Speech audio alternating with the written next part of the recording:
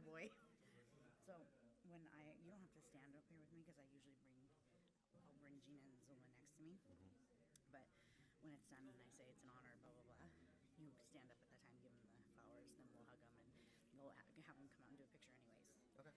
So, doesn't matter. They don't have names on them. Okay.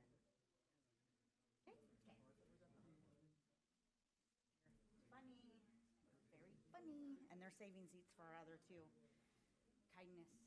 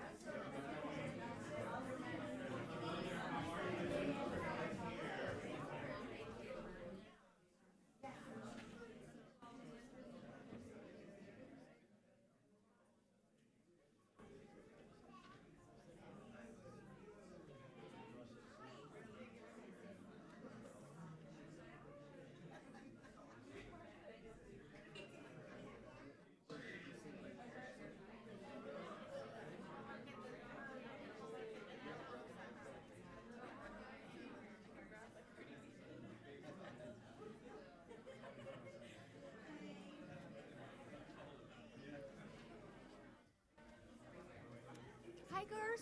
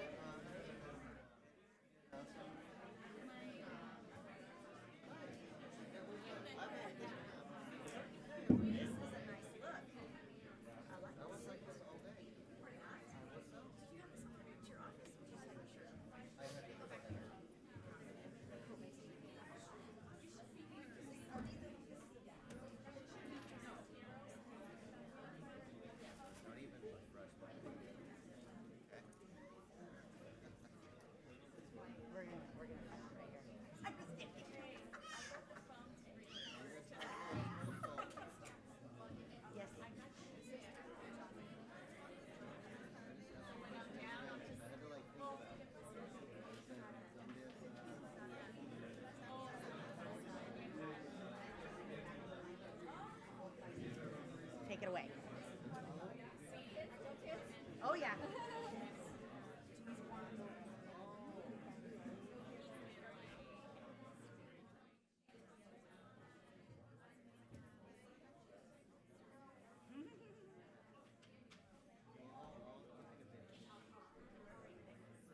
We had a sub out for a sick kid, so we'll just pretend.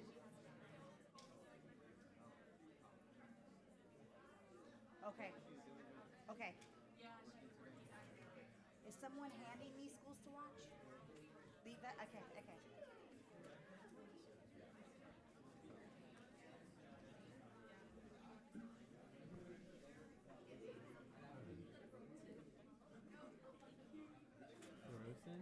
Cherosian. Yeah. How do you turn this on? No, it'll be all ready to go. You might have to adjust it to be in front of your mouth. Okay? Okay. I'm gonna take a time. Yeah. He needs a moment of silence to himself. Just show us some basics. Yeah. Get us by with basics.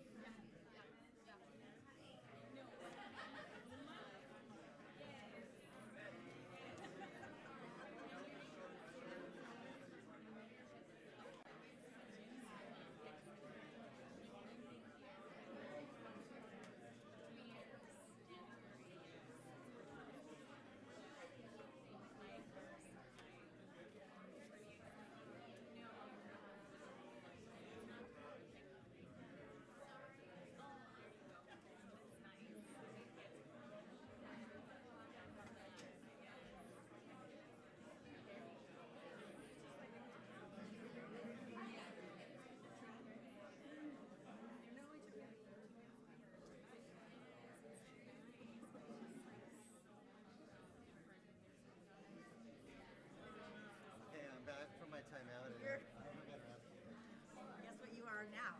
You're the certificate holder. Oh, and flowers on bed? Yeah. So you're gonna hand these to first is the pledge kids.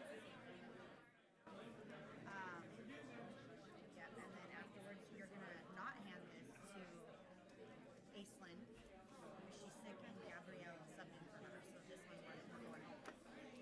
So I will be saying that our other student was sick and we're working is here. And then she'll do a makeup.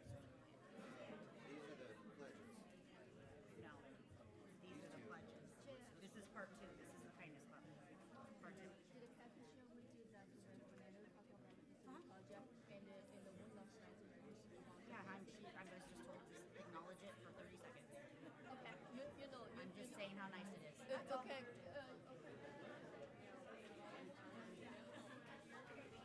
I don't have any extra handout. I've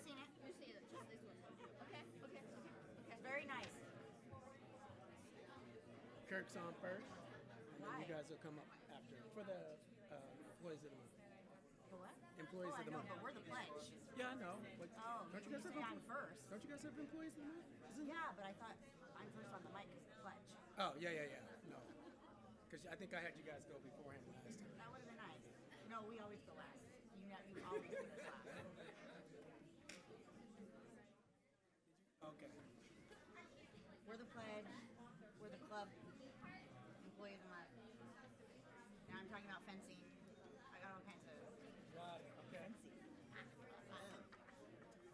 Under control. Now it deserves a bunch of people from Monrovia baseball field. They want to put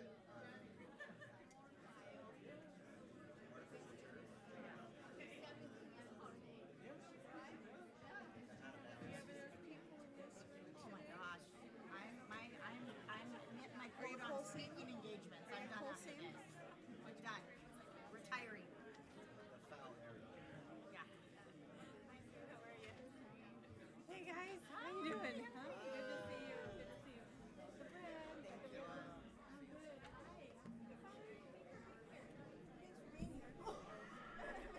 I mean, I'll do this more often.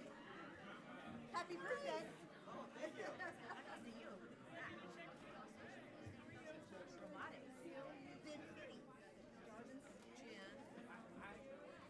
Make For employees sure. of the month. Employees of the I month. don't know if you saw Sarah here.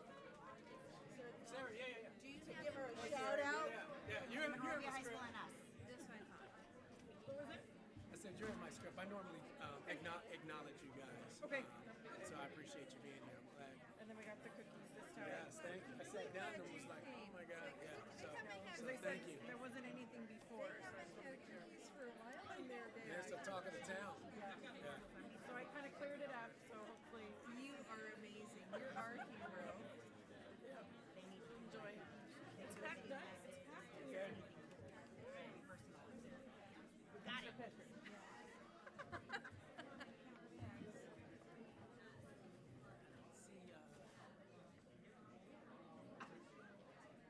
I'm getting all ready. Everything.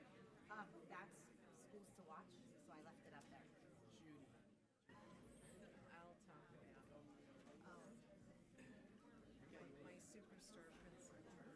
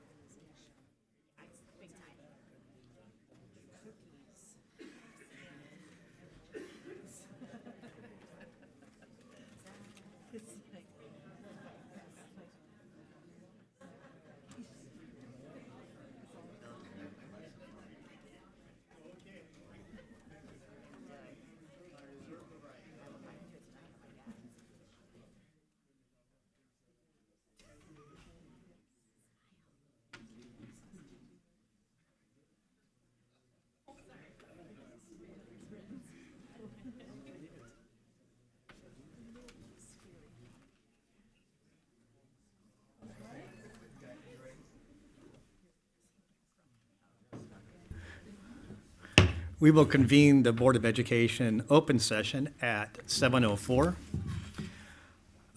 We met in closed session and we took no reportable action. Up first is our Pledge of Allegiance, and Jen Jackson is here to make the introductions. Good evening, Board of Education, District Administration, and Monrovia community. It's an honor to serve as principal at Clifton Middle School, and I'd like to bring up two outstanding Renaissance students, Lupe and Saray, who are going to lead us in the Pledge of Allegiance.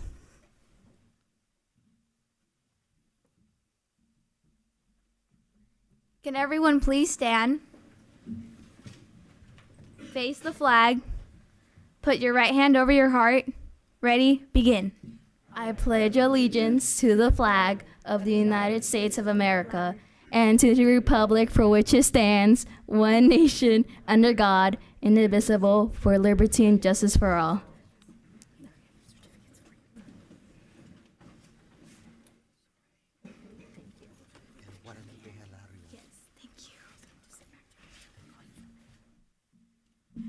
And now I'd like to introduce two of our Clifton students who are going to share with everyone the wonderful things happening with our Kindness Club. Tonight we have Aubrey and we have Gabrielle subbing in for Aislinn, who ended up sick this afternoon.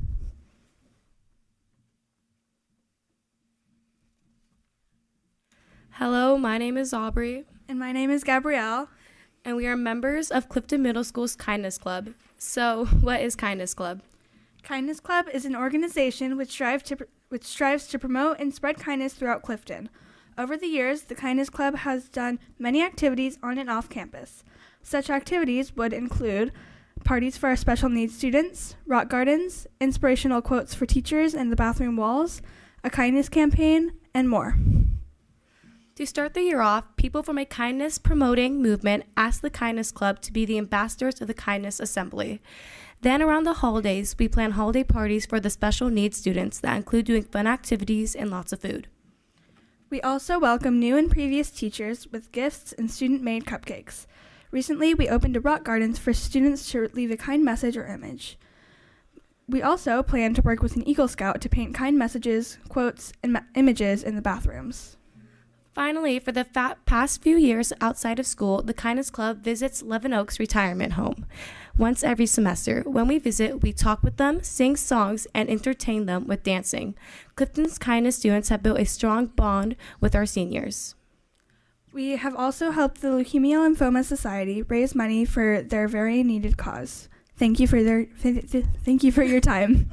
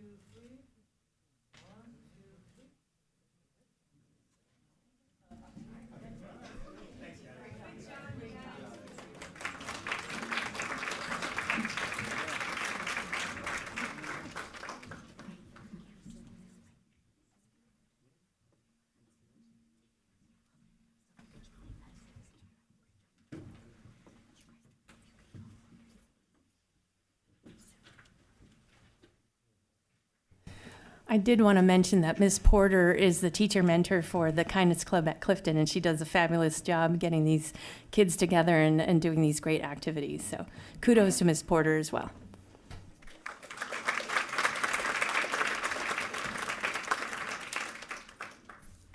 Everyone here is here, and Miss Martinez is excused this evening.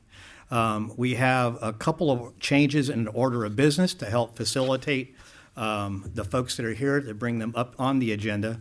One is we're going to be bringing Brad Oaks up after our public comment, as well as a facilities project update. But following that, there is a item on the agenda concerning our baseball field that I think is of importance to the community, and we'd like to do it with as many people in the room as possible.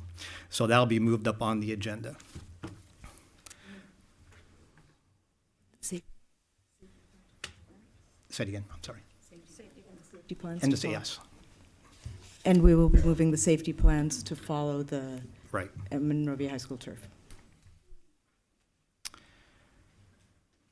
Besides those notations, Dr. Trosting, were there any other changes? There are none. Okay. Entertain a motion for approval of the minutes. So moved. Second. Motion and a second. Is there any discussion? Maybe please have a vote. Board Member Gilliland? Yes. Board Member Lockerbie? Yes. Board Member Travanti? Yes. Board Member Wong? Yes. Board President Hammond? Yes. Motion carries 5-0. We have a number of really cool recognitions this evening, so bear with us as we do this. We have a lot of people to recognize. When you think about all the work that goes on in the district and all the people that make it happen, we are going to be thanking a number of people for the great job that they do. Up first this evening is Clifton Middle School being named a California League of Schools to Watch, and Dr. Kaiser is going to be giving the staff report. It gives me great pleasure to talk about Clifton Middle School and this amazing award that they've received. Clifton 3 years ago was named a National Schools to Watch, and the review was done by the California League of Schools. And they traveled to Washington, D.C. to receive this amazing honor. They need to reapply every 3 years to make sure that it is still a schools to watch on a national level, meeting 32 criteria on a rubric that is very rigorous. And I'm so proud of the school because they rewrote their application, they went through the rigors of site visits, and they have once again been designated as a national schools to watch by the California League of Schools. And so we'd like to bring Jen Jackson and her assistant, Rich Morrison, up to receive this award. Quick board thing. Quick board report.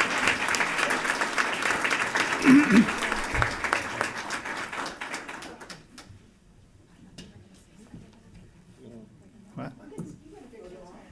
I'm going to say, if you work at Clifton, come join us at the front, please.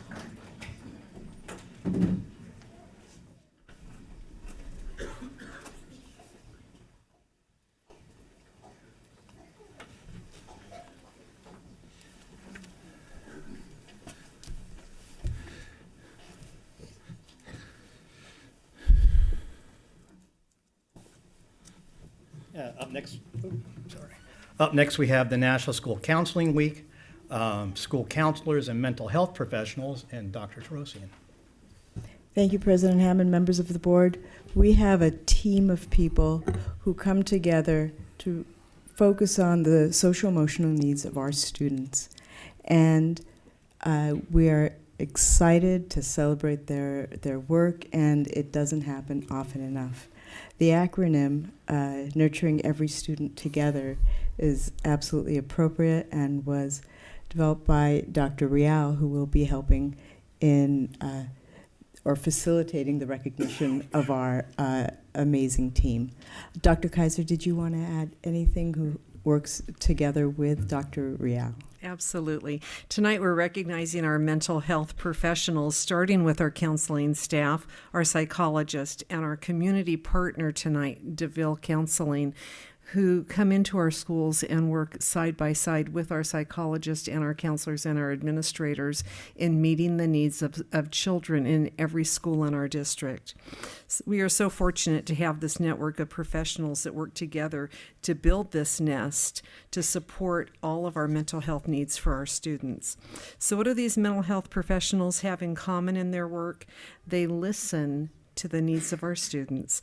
They are listeners, and listeners can be turned into an acronym beginning with the letter L for listeners, I for informers, F for friends, E for encouragers, A for advocates, V for visionaries, E for educators, R for reinforcers, and the S would stand for special.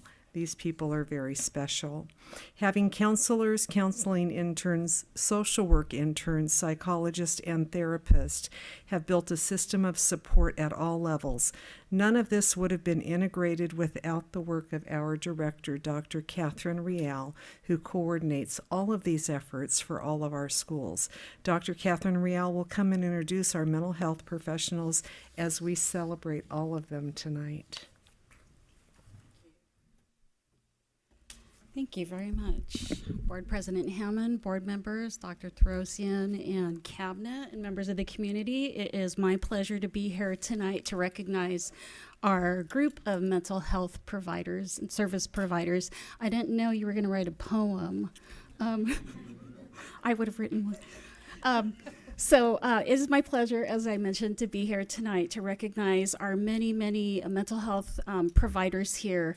As Dr. Tarosian mentioned, we have a nest of providers here, and we work together. We come together and provide these services for our students so that no child is left behind, no child is left unserved. So since last week was National School Counseling Week, I'd like to begin with the counselors.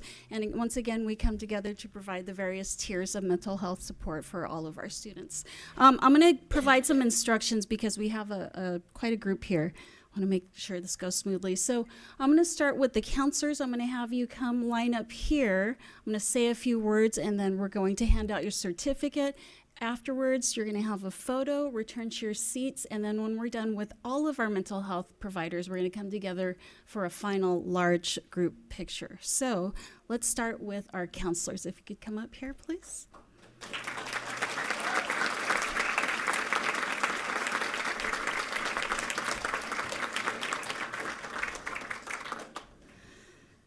It is my pleasure and my honor to work with this group of individuals. I'm very proud to say that they are extremely dedicated to our students' academic, career, and social emotional growth and development. They are student advocates, they are partners with our families, they are school leaders, and they are valued members of our Monrovia Unified Learning Community. They prepare our students to be successful every day and to explore and prepare for their futures.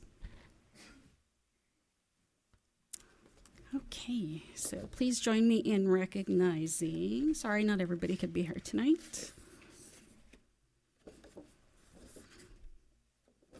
Noel Hernandez.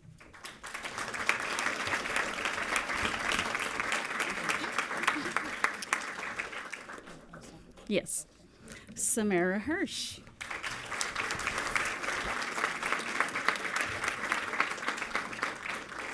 Azalina Jones.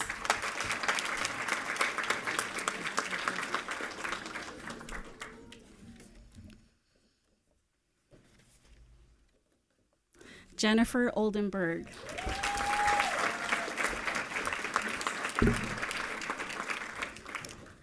Noelani Paterka.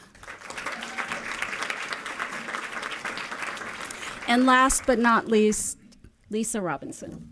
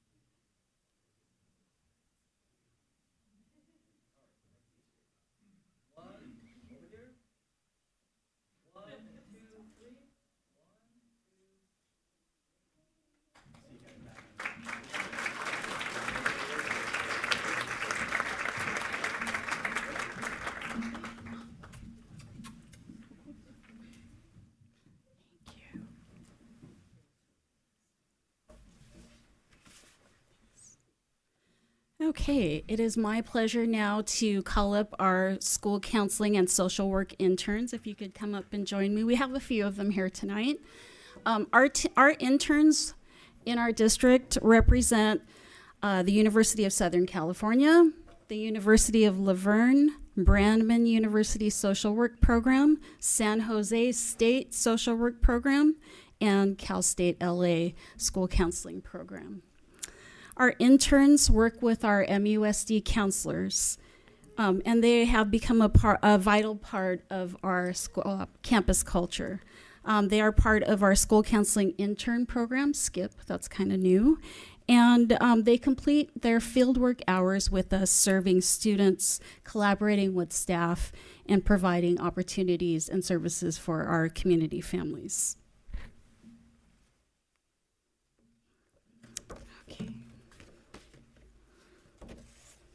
Okay, first I'd like to call up social work intern Ashton Bond. Appreciate you. I'm so glad you're here. Second, I'd like to call up Nairi Brewer.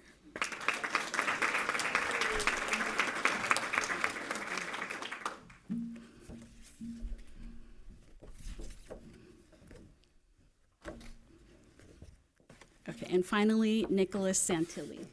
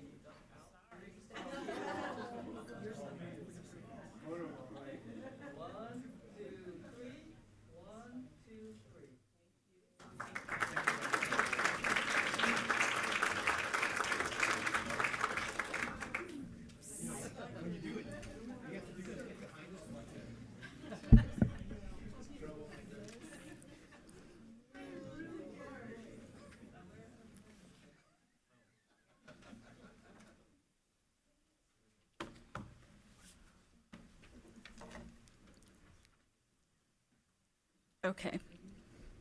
We have another group here, another part of our NEST system, and that is our school psychologist. Can I have our school psychologist rep join us up at the front? Okay. So, our school psychologists work relentlessly with our staff to provide services and interventions for our students. They educate our staff and our parents on different issues that may impact student access and student equity in learning. Our special education director, Jennifer Johnson, is quoted as saying, "It is more than evident that students, family, staff, and school sites benefit immensely from the services these fine individuals provide." So I'm really glad that Sam Salami, oh, I practiced that one. Sam Salami could be here tonight to represent our school psychologists. Give me just a second here. It's probably going to be the last one. And it was. Thank you.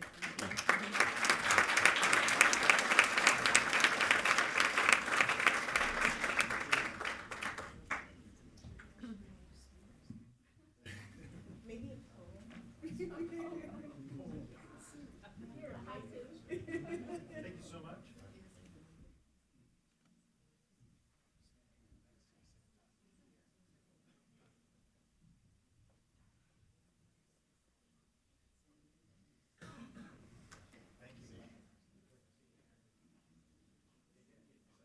MHS Canyon,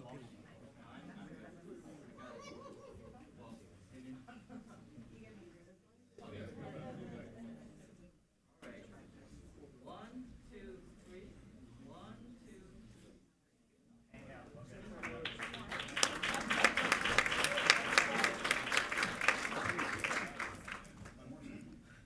One more group. Yes. Thanks, Sam. Okay, and last but not least,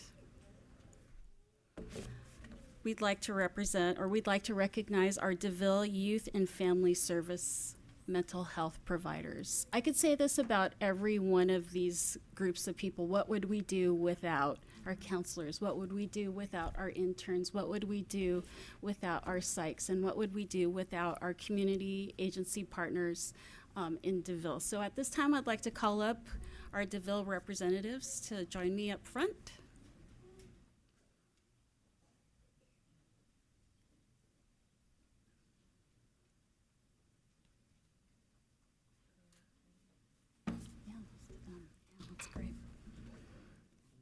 Tonight we have therapists, parent advocates, supervisors, and our program director here with us.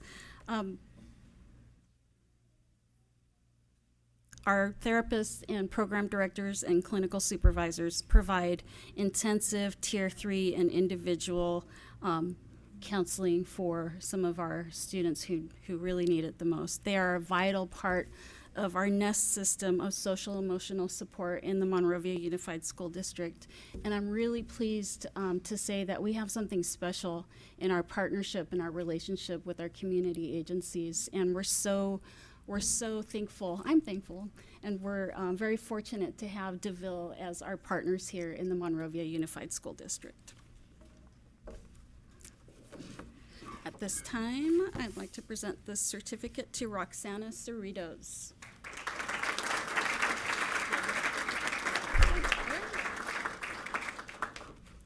Matthew Fernandez.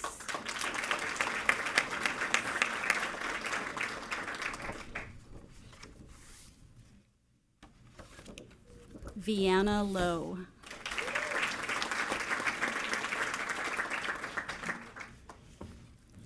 Victor Pacheco.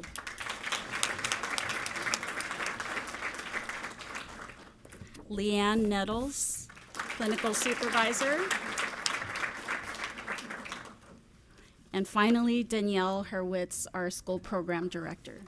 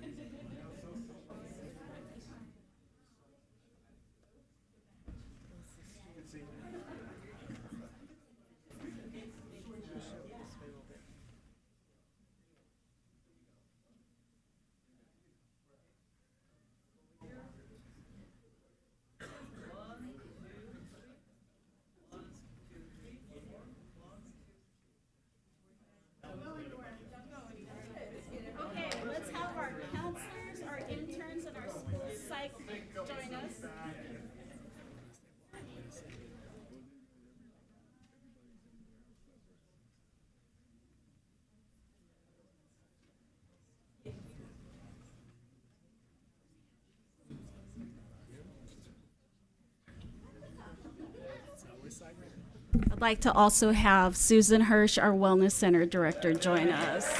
Sorry.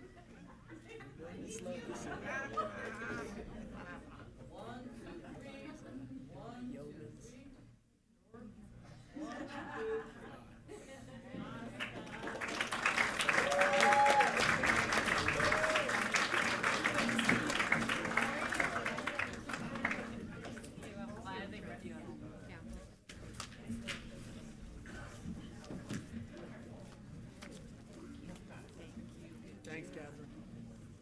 Things were so nice.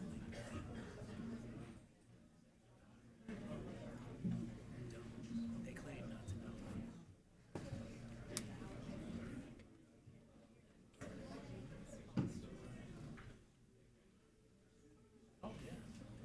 As you can see, it takes a whole team of people to help us on our campuses, and we are very, very lucky to have such great people. Please give them another round of applause.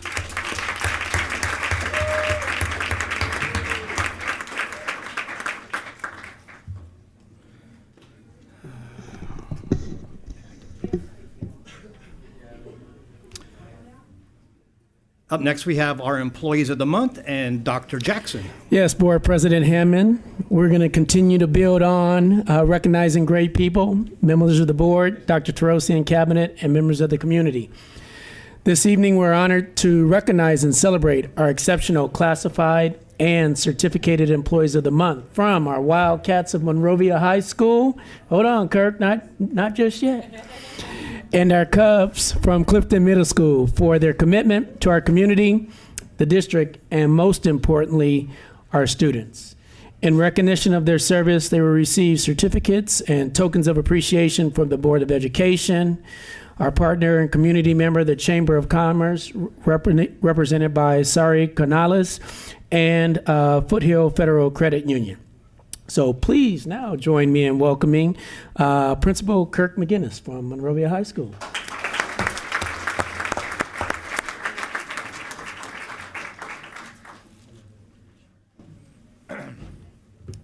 Thank you. Good evening, Board President Hammond, members of the board, Dr. Terosian, cabinet, community members. Thank you so much for this wonderful opportunity to introduce to the community two amazing Wildcats that are part of our family. So first, I'd like to introduce Araceli Briones. Come on up, Araceli.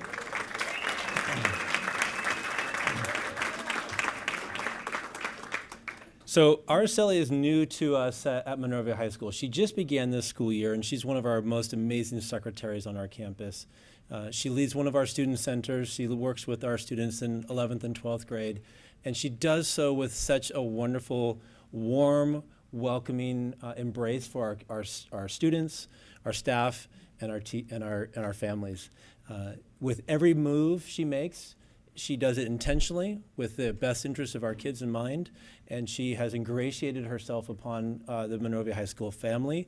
And so for that, Araceli, you are Employee of the Month representing Monrovia High School. Thank you very much. Welcome.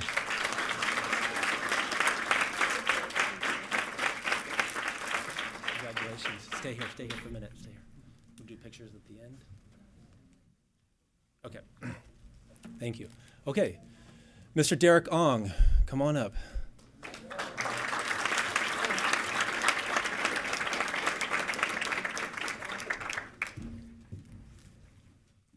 Derek is a math teacher at Monrovia High School, and that's all I need to say. But I'll say more.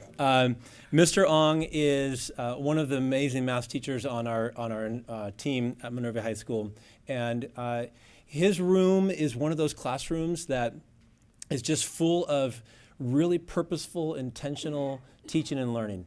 Every time I come into that classroom, he's either doing something that's super technology-based, inquisitive, challenging for our students, and in a way that creates an environment for our students to be successful, to feel supported, to feel challenged, and to feel inspired. There's an energy in the room that is about him. It's not just in this classroom, but it's in the team. He's one of our I coaches, which helps he helps lead instructional leadership for all of our teachers on our campus to learn to incorporate instructional and technology in the classroom. He's a leader among his team. When Derek talks, people kind of stop and listen a little bit more than other people do. And so Derek has just risen through in his team in a regard that we really value and we really appreciate. So Mr. Derek Ong, math teacher extraordinaire, and employee of the month. Thank you. You're welcome.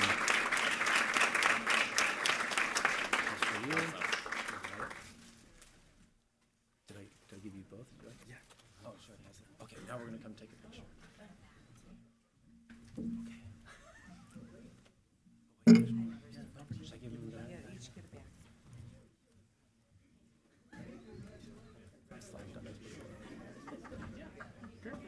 Thank you so much. I think Sarah should be in We'll send you the picture. You're the chamber. You should be in the picture.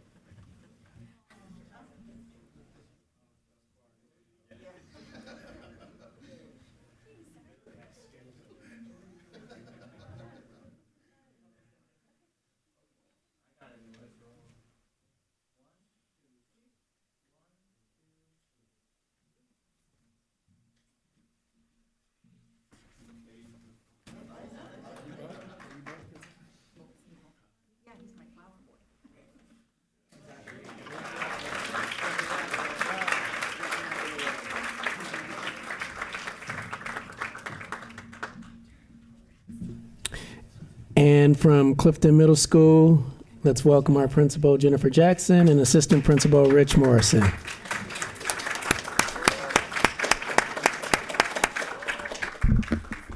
Good evening again.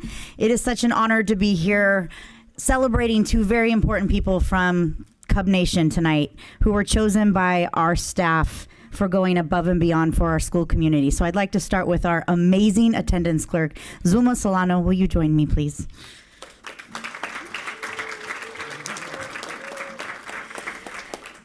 Mrs. Solano is such a blessing to our school and an essential member of our school community. She's filled with kindness. She helps anyone that's in front of her. She cares deeply about all people, and she's empathetic and supportive. She really is an outstanding employee who goes above and beyond her day-to-day duties and attends to the needs of students, staff, and parents alike with nothing but a great attitude. On any given day, if you peek into the attendance office, you see children swarming around her. They're either acting as her TAs or they're simply just visiting during unstructured time. She's a kid connector and a shoulder to lean on for so many. Being on the front lines of a school office, as many of you know, brings unpredictable behavior from a lot of people. She remains calm in the face of adversity and speaks with care and compassion to bring a sense of calm to the attendance office. Mrs. Solano does whatever it takes. She steps into any role to provide support and defines what it means to be a team player. She's a natural problem solver and always works to find solutions. She's always at work and gives 100% of herself for the betterment of Cub Nation. On behalf of everybody, Zulma, we are so proud tonight to honor you as our February Employee of the Month, and we just love you.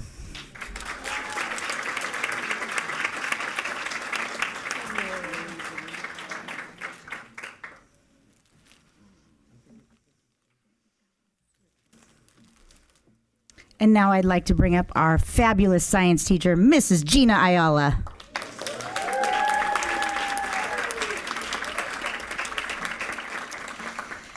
Mrs. Ayala, or Team Ayala, as we refer to her, symbolizes what a kind, caring, and compassionate teacher actually looks like. She's an outstanding science teacher by day, a dedicated athletic coach by afternoon, and a meticulous teacher planner by night.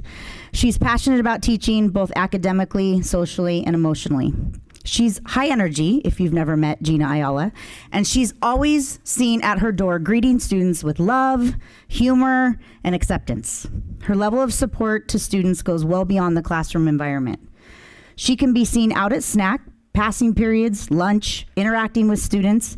In fact, it's even hard to keep a conversation. We'll be interacting and people are buzzing by and she stops and interacts with everybody that passes because everybody knows Mrs. Ayala.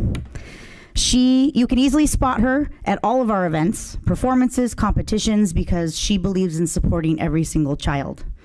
Mrs. Ayala also looks out for everyone's well-being and brings her life experience of being one of 15 siblings and a career in television to the job.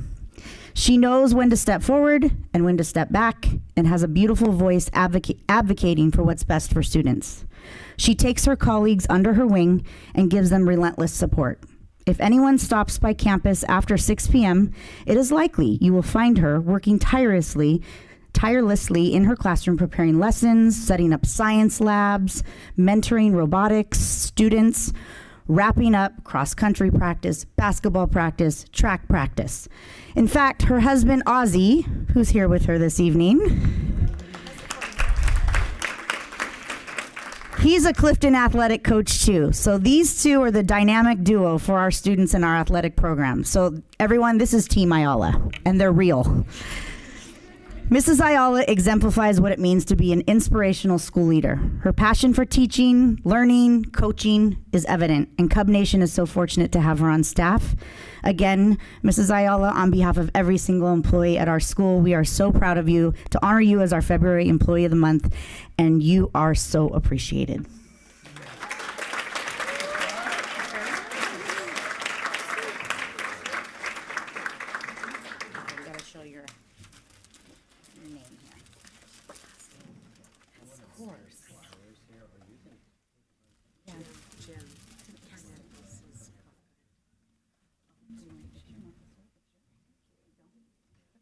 There you go. There you go. Okay. That's good.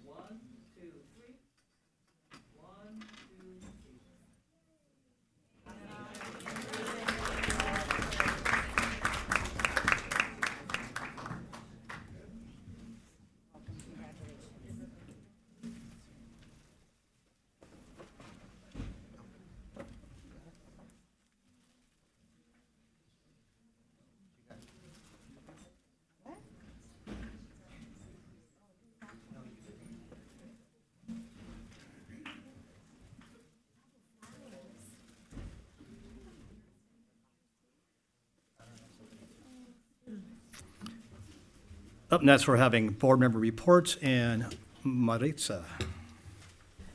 Thank you, President Hammond.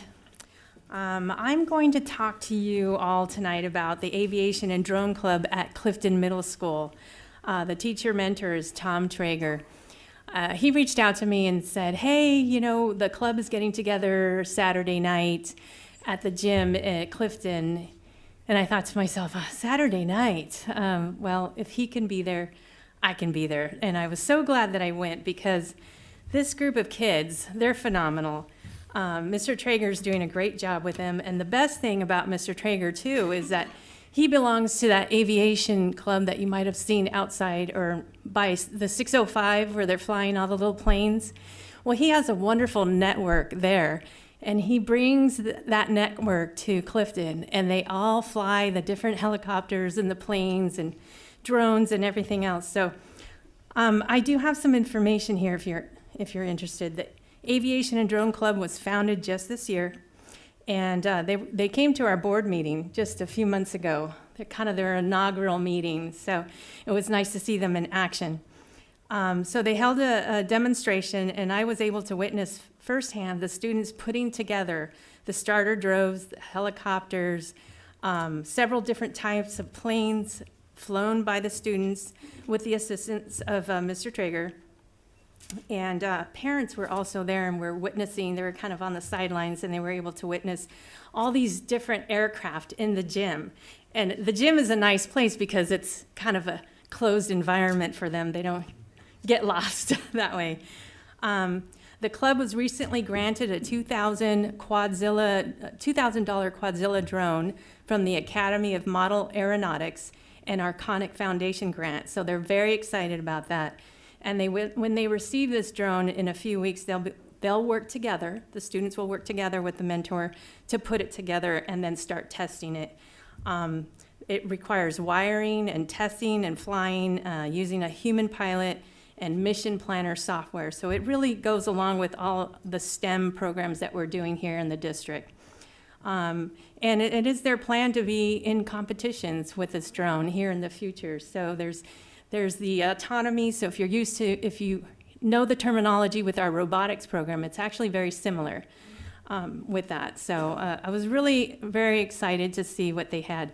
Also, there's another opportunity for our students.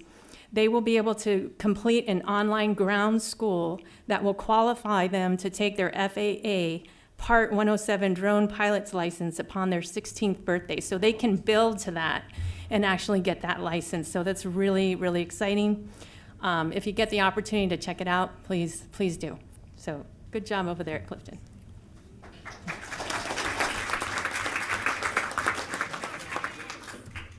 Mr. I Wong. want to see a quadrilla drone when that comes together. I've never seen a quadrilla anything, so I hope we can see that.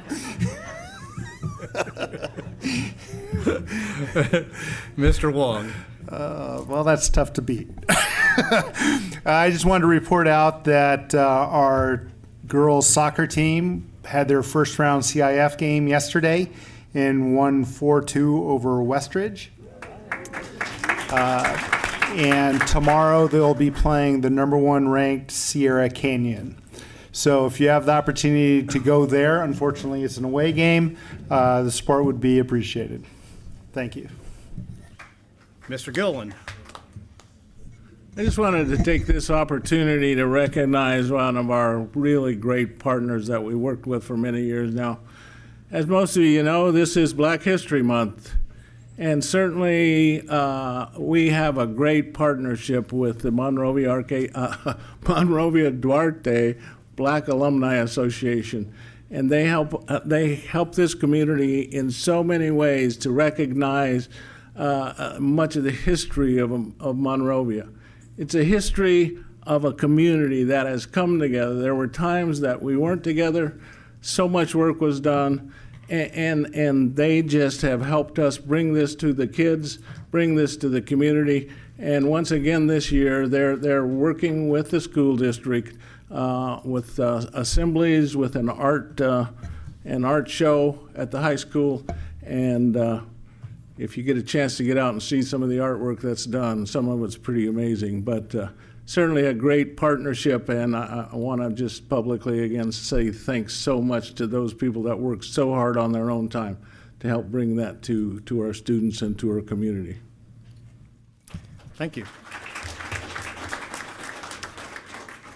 Friday morning, Dr. Jackson and I are leaving Monrovia at about 4:30 in the morning to be at Ontario Airport at 6 a.m. for a flight to Sacramento as we support the YMCA's Youth in Government.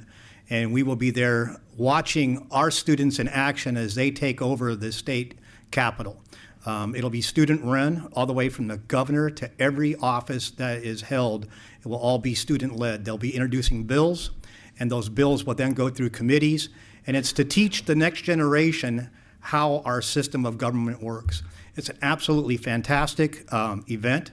Part of the reason why we're going is so that we can go out into the community and talk about youth and government. It comes at no expense to the district that we're going, just some lost sleep.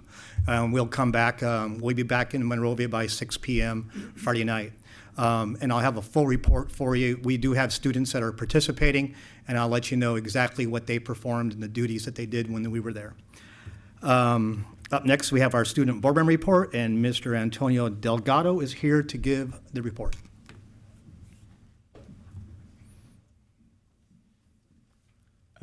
Thank you, Board President Hammond, members of the board, Superintendent Throsin, Cabinet, and members of the community.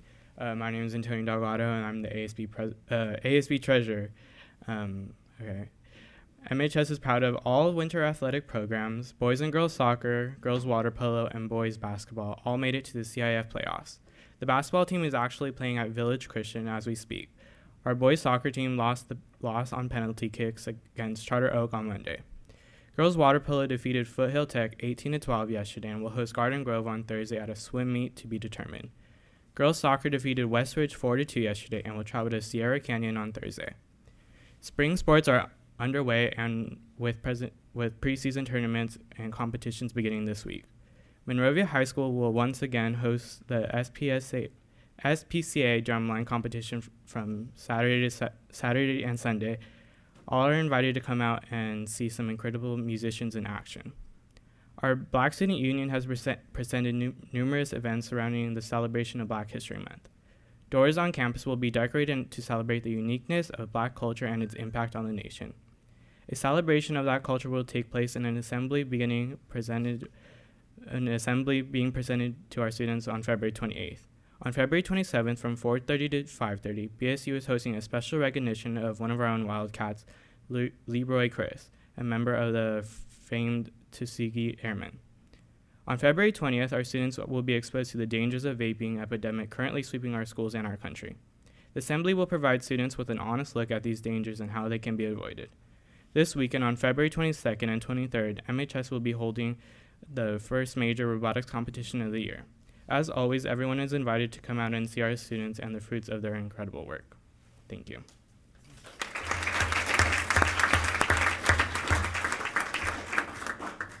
I don't know if you caught that, but it's really busy over at MHS. Really busy. Mr. McGinnis, thank you for staffing your facility almost 24 hours a day. Dr. Terosian. Thank you, President Hammond, members of the board. I just wanted to provide a couple of snapshots of the work that our teams are doing. The first is at Plymouth Elementary School, where we had Coatson schools, other schools coming and visiting and looking at the work that we were doing in our classrooms in terms of writing. And it was really just such an interesting event, and I was actually very happy to see Mr. Hammond was willing to go with me and observe the process. And then on our right, we went to a training by the LA County Office of Education, and I just wanted to thank the team that was there, learning in earnest about how we might better support our students. And special thanks to Phil Hang, who was leading us in much of the work. Also, we received word today that the City Public Works Department is considering the installation of a four-way stop on Mayflower and Olive, adjacent to Monroe Elementary School, and there will be a public meeting for that next Thursday at 4 o'clock. Can we go back to that slide for the Coatson for just 1 second? I think it's important for folks to hear this. The students that are here in the foreground, they came into the room with all these adults. And the adults were having a conversation about something else, and they were just told to work amongst the work that they had. And then they were asked to work while the adults stared at them. Okay, imagine this, okay? I mean, really put this in perspective as yourself. How would you feel? And it was very interesting because in the orange folders that you see, there were pictures and guides and keywords and stuff that these kids could build their sentence structure off of. And they just proceeded to work through. And it was thoroughly amazing to me to watch how teachers learn how to teach our kids. It was really incredible. And watching, I encourage anybody to find and learn about Coatson because it really was an eye-opener for me. I actually shared something because I was listening to how it went, and I never thought about this from a student perspective because we all got through school and now we're old or older. And so you don't think about, you don't think about being a kid anymore. But when the kid comes to school that day and has to be able to write a story, that kid came for whatever they had that morning or that evening before or the weekend prior, they came with all of it to school that morning. And it was very interesting to do an exercise, because I participated with myself, bringing your perspective to it. And it was very interesting, and I'm going to tell you what I shared, is when I got into the room of teachers and there were administrators there, I don't fit. So when somebody's talking about, how to teach or a mechanism to help a child learn, these are not things that are in my wheelhouse. It's just not what I do. So here I was feeling very much like a student in class for the very first time from a new district. I don't fit. How do I fit? And how does that make me feel? I've not thought about that since I was a little kid.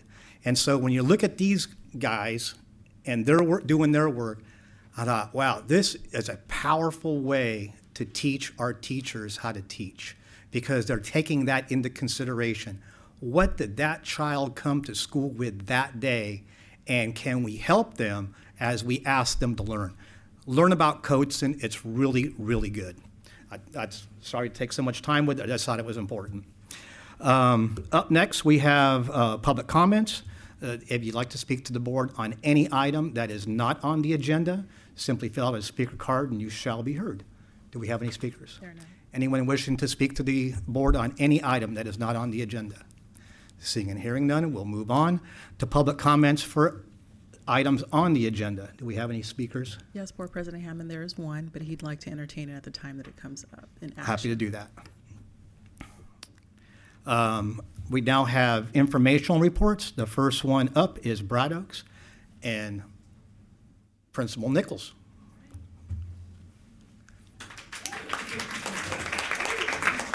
Good evening.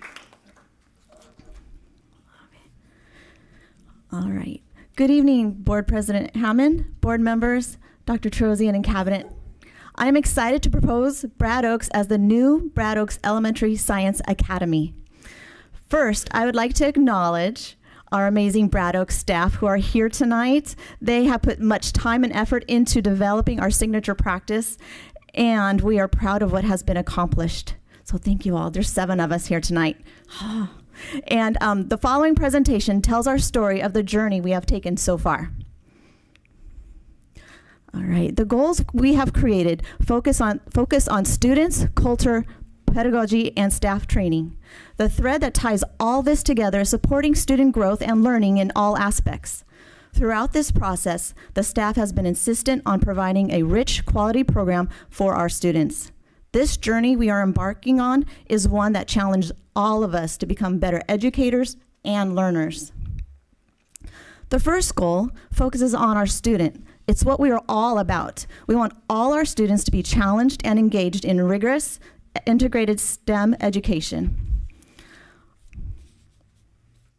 Our motto, Roaring Readers, Future Leaders, still is a priority, and we will be emphasized through cross-curricular studies.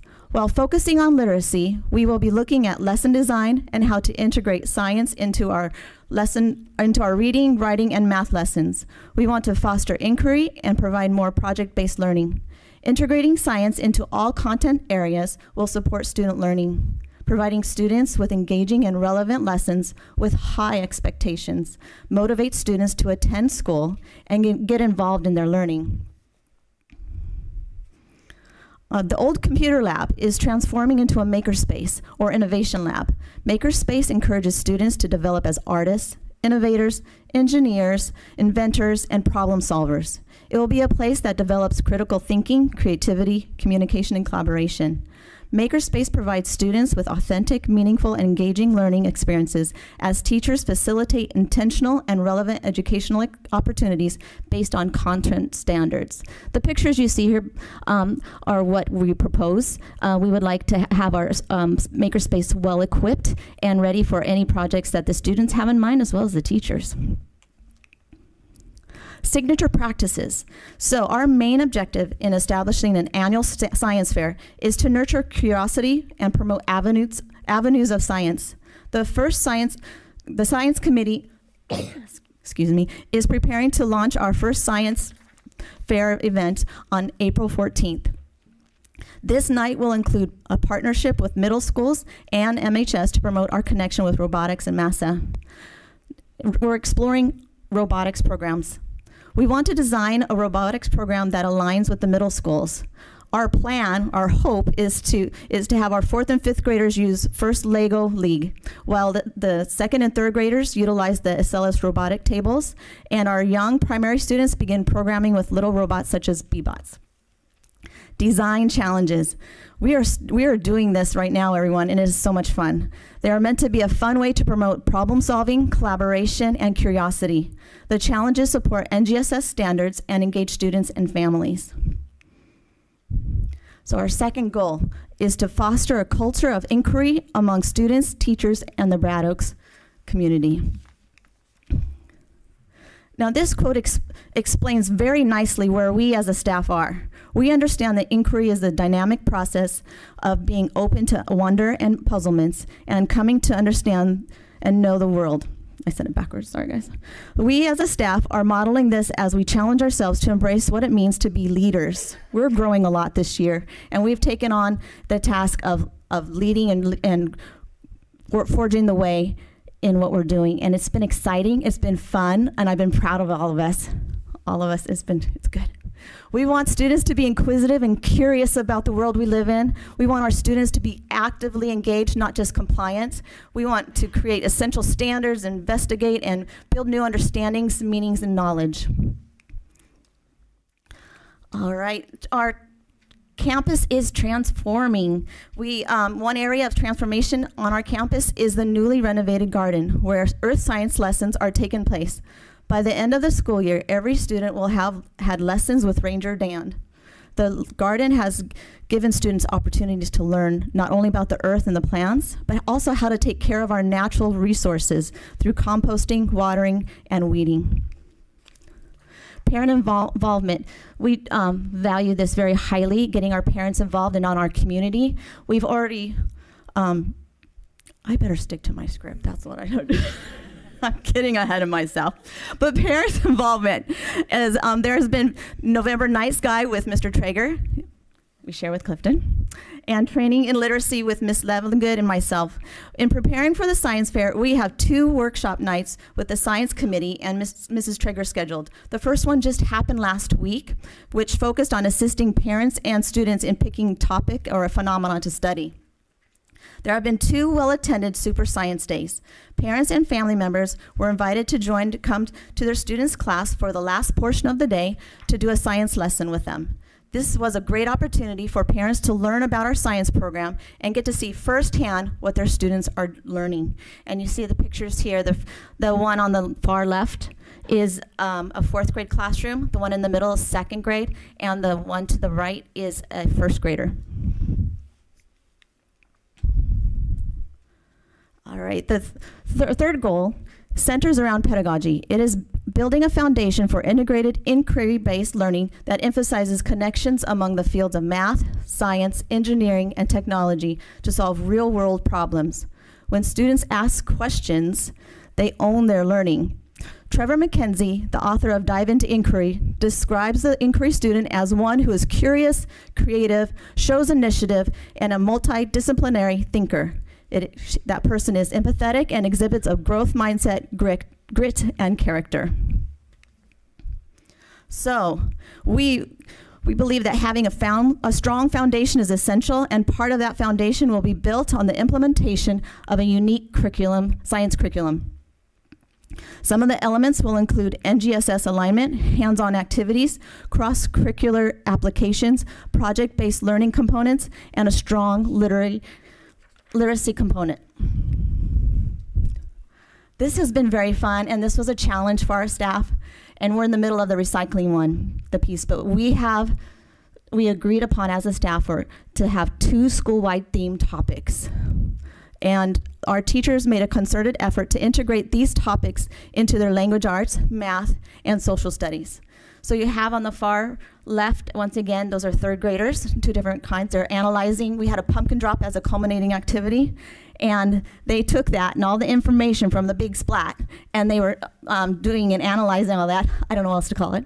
So anyways, and then the middle, we have the 5th grade. That's Mr. October. He's holding up the essential question, what they were experimenting and looking at with the Great Pumpkin Drop, and our kindergartners right there holding our sign and their essential question for the pumpkin drop. Staff training. So this year, what are we doing? For the 2019 and 2020 school year, we have had professional development in writer's workshop. And for the last 2 years, though, we've been focusing on this. We have had a focus on mini lessons and conferencing with our students. These elements of balanced literacy also support a strong science program, and it's connected to Coatson. The number talks builds a strong number sense with a short whole class conversation around purposely crafted problems that are solved mentally. And that was, again, funded by a Coatson grant. NGSS, we are beginning to build our knowledge of the next generation standards and PLC essential standards. We recently began our journey of identifying essential standards with our district PLC team. I'd like to end this evening's presentation with a quote from Einstein. To raise new questions, new possibilities, to regard old problems from a new angle requires creative imagination and marks real advance in science. And then I have to add a little PS. It is a quote again from Einstein. Imagination is everything. It is the preview of life's coming attractions. So stay tuned. There's more from Brad Oaks. All right. Any questions at this time? Does anybody have any questions? Very exciting stuff.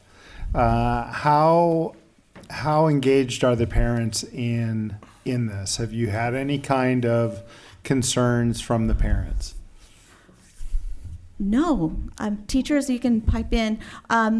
We have asked for input along the whole way. The super science days, the very first one we had in attendance, we had 144 families sign in. That's the people who signed in.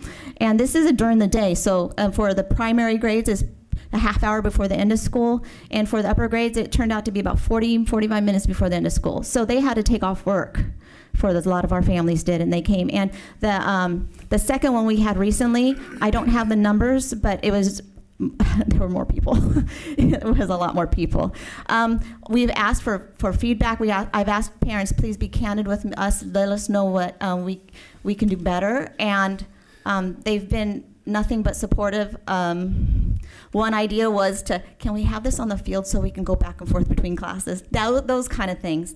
I've had parents come up and ask if they could put together a parent science committee so they could help support the Makerspace, and they could help support in making sure all our efforts are moving forward. So it's exciting. And in all this process, we found out we have more parents who are connected to the sciences, whether they're teaching at PCC or in other areas. There's connections that we're just building a really strong foundation. Thank you. Anything further, Dr. Trosian? Entertain a motion. So moved. Second. Motion and a second. Any discussion? Maybe you please have a vote. Board Member Lockerbie? Yes. Board Member Travanti? Yes. Board Member Wong? Yes. Board Member Gilliland? Yes. Board President Hammond? Happily, yes. Motion carries 5-0. Congratulations. Thank Bridal you. School. Thank you, everyone. So Bright Oaks Elementary Science Academy, congratulations.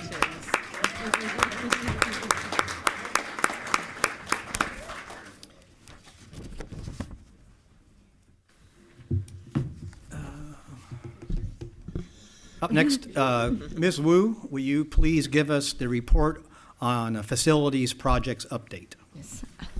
Good evening, Board President Mr. Hammond, Board of Education, Superintendent Dr. Torosian, Cabinet, and the communities. Tonight, we will have a team to present the facility project district-wide. It's including led by the MOD Director, Mr. Fernando Martinez, as well as principals from the side who are impacted by these facilities.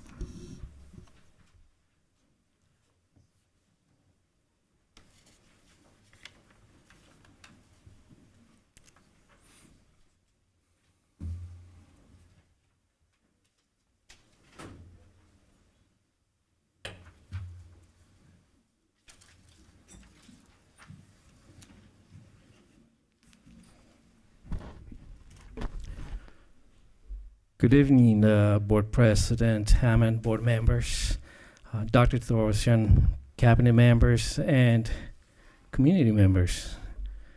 Thank you for your patience. So, I am here to give you an overview and an update of what we have done so far and what we have coming up in terms of facilities and projects. Back in our Thanksgiving break, we did our MOT asphalt, and I pause and I hesitate because that was not a small task. That was quite a bit. It was done in about a week and a half, and if you get a chance to stop by, I encourage you to stop by and see how beautiful that came out, as you can see in the pictures. So we did that on time, on budget, and it was great. This is Monroe. The down tree you see on the left, that's from about 9-10 years ago.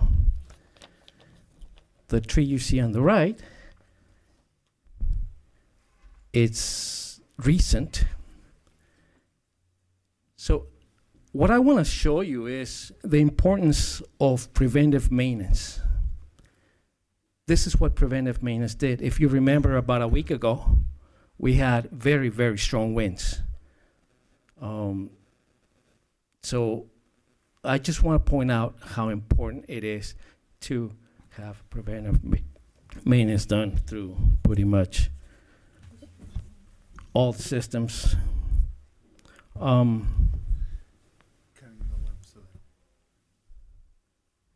We have continue tree maintenance. I want to invite our principal from Mayflower, Michelle Castrella, if she can help me elaborate a little bit on what positive impact that has done to her school. Thank you. Good evening. I wanted to share that Mayflower has benefited from some extensive tree trimming across our campus. And it not only, of course, added to the aesthetics of our campus, but it definitely increased the safety on our campus. We had several trees on the playground that had heavy, low-hanging branches that were trimmed and removed. It also improved the groundskeeping and the maintenance. We had several branches that were removed from rooftops, so that has helped to clear away debris and free up the drains that are on top of the roof. And we also have an area that was once a dirt slope, but now that those trees have been trimmed and the sunlight is coming through, the grass is growing, and that's helped significantly in this particular area because we are no longer having to sweep away and scoop away dirt after the rain comes. So we are grateful to the maintenance that MOT did, and we thank them very much.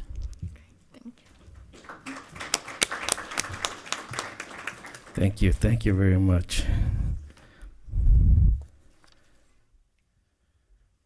On this slide, what I wanted to show you, this is over at Monroe. We have an ongoing ceiling and tile replacement project throughout the district. We identify the worst ones, and by no means we are done just now. This is over right in front of the cafeteria, the boys and the girls restroom. The picture on your left reflects the previous conditions that we had. We had several tires that were constantly replaced, screwed back in. So the picture on the right depicts what was the end result. And then we have Clifton Fencing. There's also fencing projects and going throughout, and I would like to have our principal for Clifton. I believe this is the third or fourth time she's been up here. So I thank you. I thank you very much. We are thankful too, as Michelle said, for the support that we've had to replace. If you look carefully at that picture on the left, our baseball and softball field was really unsafe, very rusted with very jagged edges, and that serves as our PE class every single day. The numbers that the students sit on are just beyond those areas. And so while we do have a partnership with MYBL and our campus is used frequently by people, it really was a safety hazard. So if you look at the right there, it looks great. You can still see the backstop needs some work, but in terms of actually the close proximity to students and their activity with the athletics, we're very thankful for the improvement.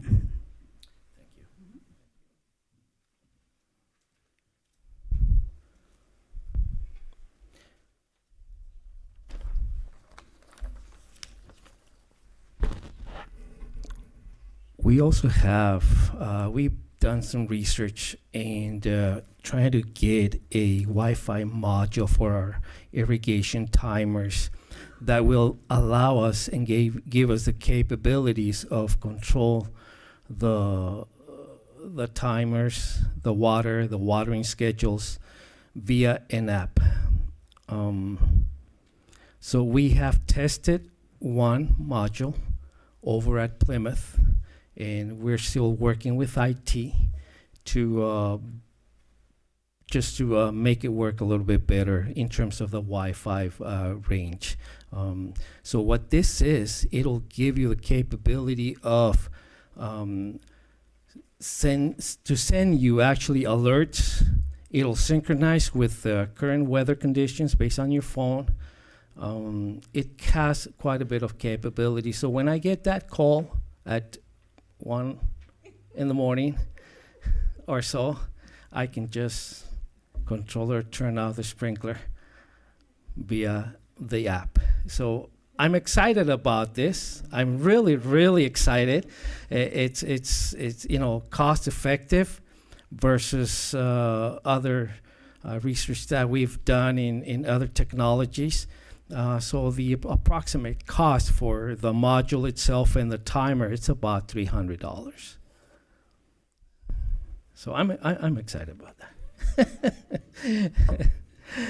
So we have Brad Oaks, and I would like to have our principal from Brad Oaks come in and tell us a little bit about those projects, please. Yes, this is so exciting. But first, I just have to say what a pleasure it is to work with MOT. It's been a really good experience, and look at my beautiful kindergarten playground right there. So it started off, if we go left to right, the playground, the asphalt was not very friendly, if you can say. And so when Fernando came onto my campus and he walked the school with me and he asked me, so what are some things that you would like to see? You know, he asked me what I would like to see happen in some of my visions. And I said, well, let me take you to kindergarten. And this is our very first place where our new families are welcomed. This is our very first experience with my campus as kindergartners and new families. And I wanted to be warm and inviting. And Fernando's like, me too. So look what happened. And so partnering with him and it's just transformed. It's very lovely. The blacktop was resurfaced, and then there was an Eagle Scout who did a like a little trail for the kids to play on and exercise on. But then on the far right is what MOT helped with in getting the restripped and marked. I have the next slide too if you want to continue. All right, so with this one, this is my dream big one right here. So in the middle of my kindergarten campus, there is or playground, sorry, there is a big, beautiful tree that often the branches would hang low and I'd have some kids wanting to swing from the vine. That literally did happen. Kids would swing through the vine and whoa, yeah.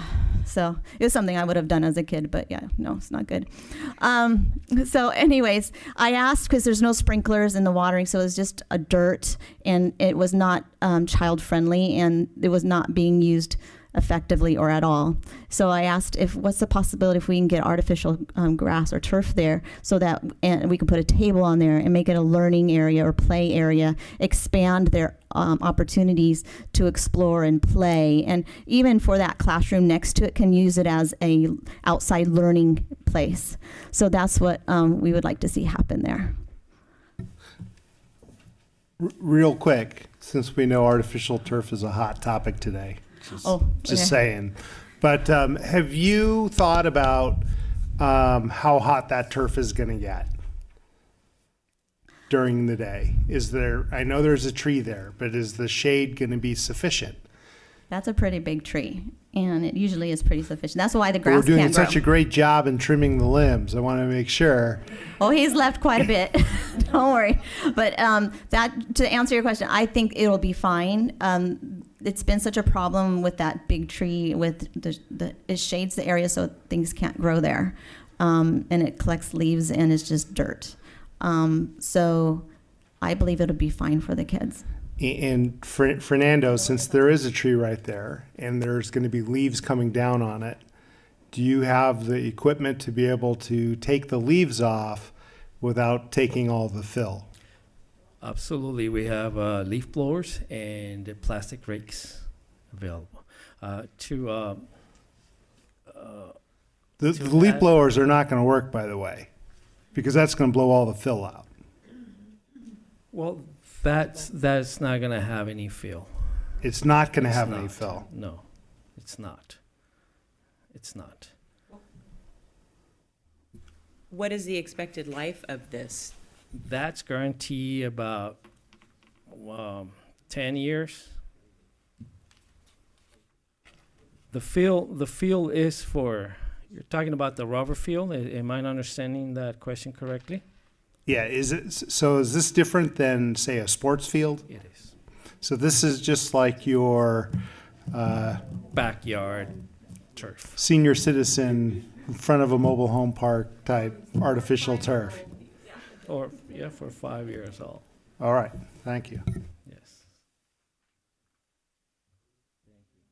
Thank you. So we are on to the baseball field. I would like to have Mr. Kirk McGinnis, principal of MHS, come up and tell us a little bit about that. Thank you. Oh, you didn't have to. Well, first of all, before we talk a little bit about this proposal, I just want to take a moment to thank the athletes that are here tonight. You probably should be doing homework, but I'm not going to say that out loud in public. Wait a minute, I just did. No, I want to thank you and acknowledge the dedication and support. Baseball is one of those sports where the student athletes spend a lot of time on the field. They spend a lot of time. They don't just throw their gear and walk away. They after practice is over, they're grooming the field. They're raking. They're cleaning. They're cleaning up things. And so it's a true testament to your dedication to your sports facility. So thank you, gentlemen.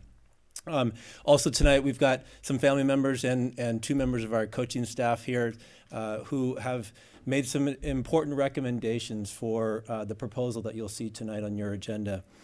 The idea here is to remove the grass in the foul territory from third base all the way around behind home plate up to first base for a number of reasons.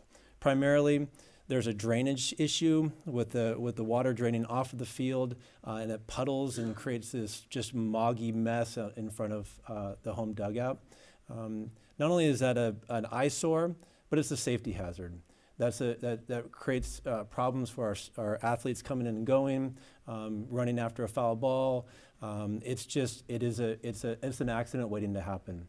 And so by removing that grass and removing the challenge of trying to grow grass in that shady area, the event center is right on the south side of that field. And so the sun really doesn't spend a lot of time in that area, and so it's constantly shaded. So the installation of an artificial turf on this side of the field, in this area on the field, as you see in the picture, is the recommendation from our head baseball coach after spending 30 some odd years in the field, literally and figuratively, recognizing some of the challenges that we faced in terms of keeping and maintaining our field in tip-top shape. And we're confident, we believe that this will address some of those ongoing concerns of maintenance that we've been challenged with for many years, and create a playing surface that's safe for all of our athletes. Is this a field turf or like the Brad Oaks turf? I'm going to defer. I believe it's more of a field turf, but I'm going to let Fernando talk about that. Yes, indeed, it's a field turf because of the application that comes with it. Yeah. Now we know we have tried countless number of solutions to fix this particular area over, I can't even count how many years. My fear or concern is there's a slope there no matter how we cut it. And there's always going to be runoff coming down the hill. In the way our infield is, it's an all dirt infield. So what is going to prevent all of that dirt from washing onto that turf?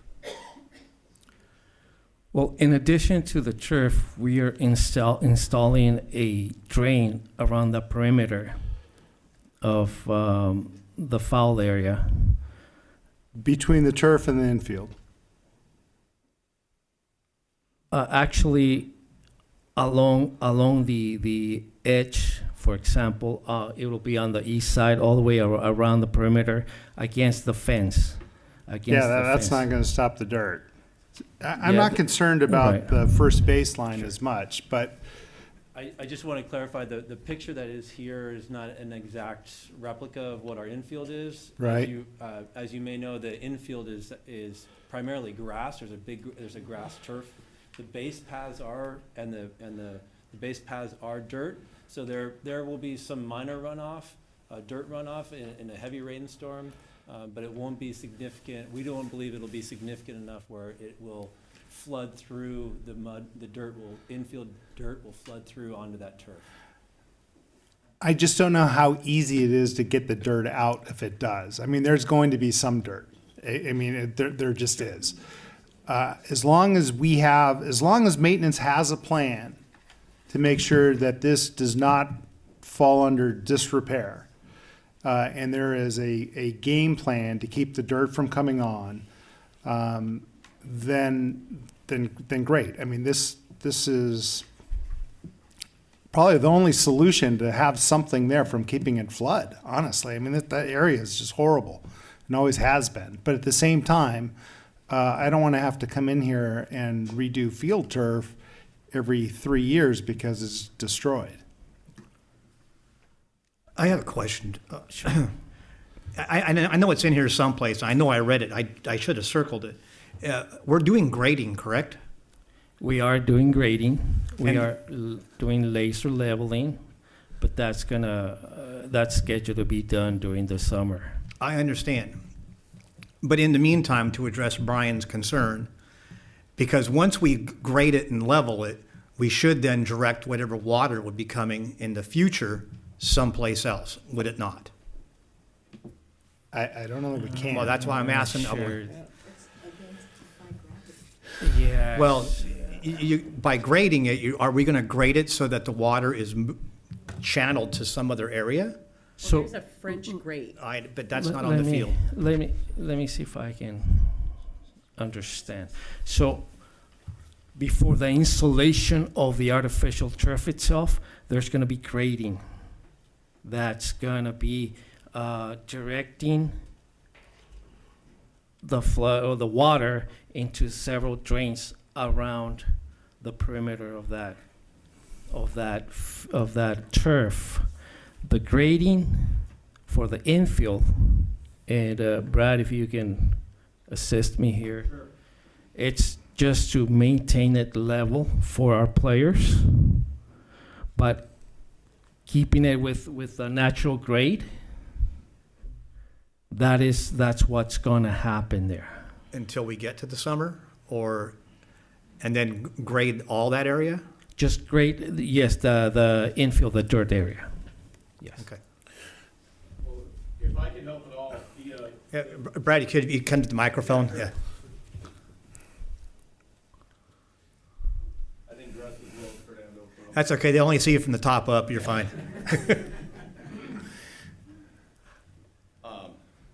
Thank you, board. So the basic idea, it is a grass infield. The dirt is the perimeter infield part. The main part is the grass. And as you can see on that picture over there, that's what's happened over the years because it's so hard to grow grass by that area that it becomes almost like a mush pot, so to speak. With the drainage and the artificial turf, what will happen is the dirt will actually compact more, the infield dirt would.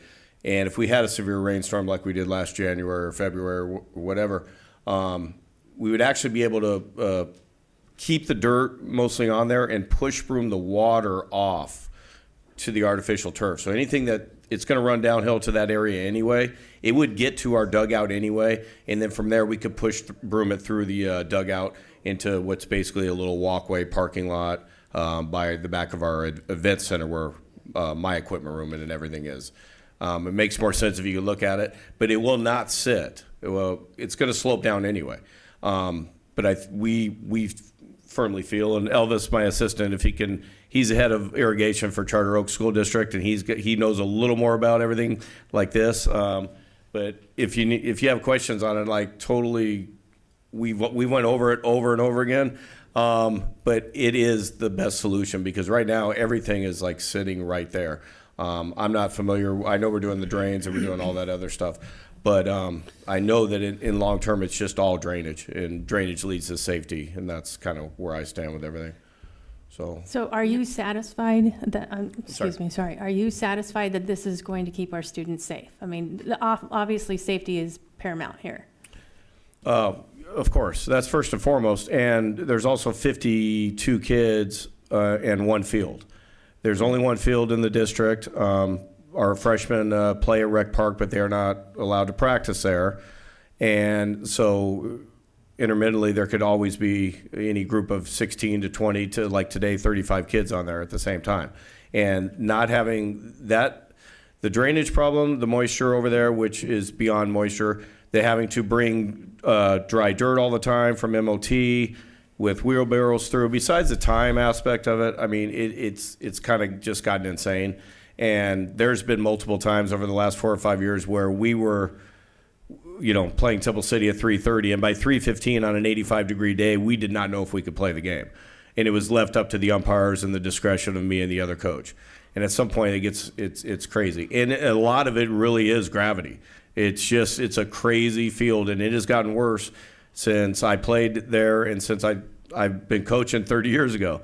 It has really gotten worse over time, and there's no answer to it at all. And you cannot grow any grass over there.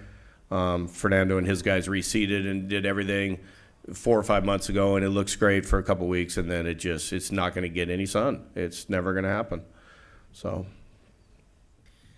Fernando, I wanted to know, so the dugout is at the bottom there where the numbers are, correct? So water is pooling. Over the years, we built lips along the edges. We just cut those down.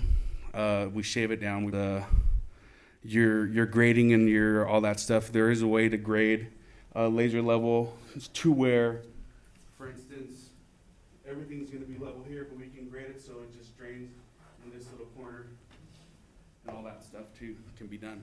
Before, we just redid the football field when we initially laid the turf, yet when we relaid the new turf, we had to re-level again. I mean, it's just a fact of where the fields are, they're always going to slide. Well, with the football field, most of your plays in the middle, so over time it does drop down in the middle, because when they grade football fields, they design it to with the crown. Most of the time, like I said, it's a low spot already, just build up over the years.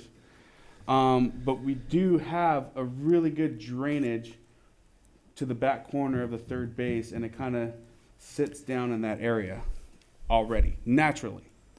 That's just kind of what's happened over the years. As the laser leveling and all that stuff goes, we can work it to where everything already kind of just keeps going the way it's going. And then the stuff that sits low by our dugout, after they do the work, they build it back up to the level of the asphalt that's already on the outside part there.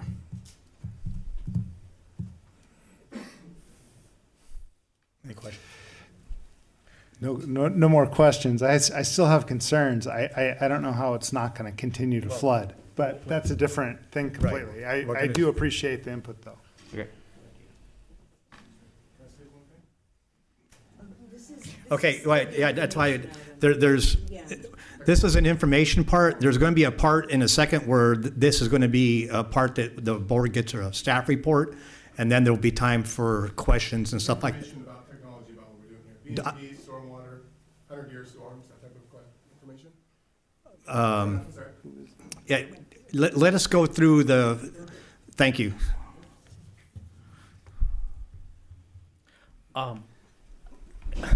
Okay, that's a fun part. We have a lot of projects. How we pay for this project?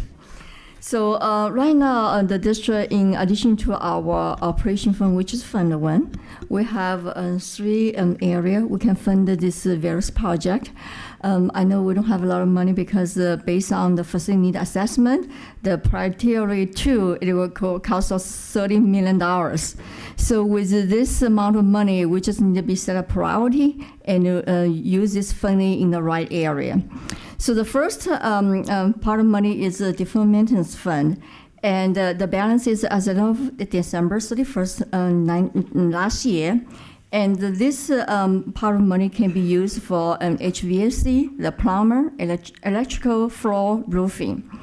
The second part of money is development fee. I was very excited that this year, finally, we can use this part of money. As the board knows that we have increased enrollment in Mayflower and Plymouth.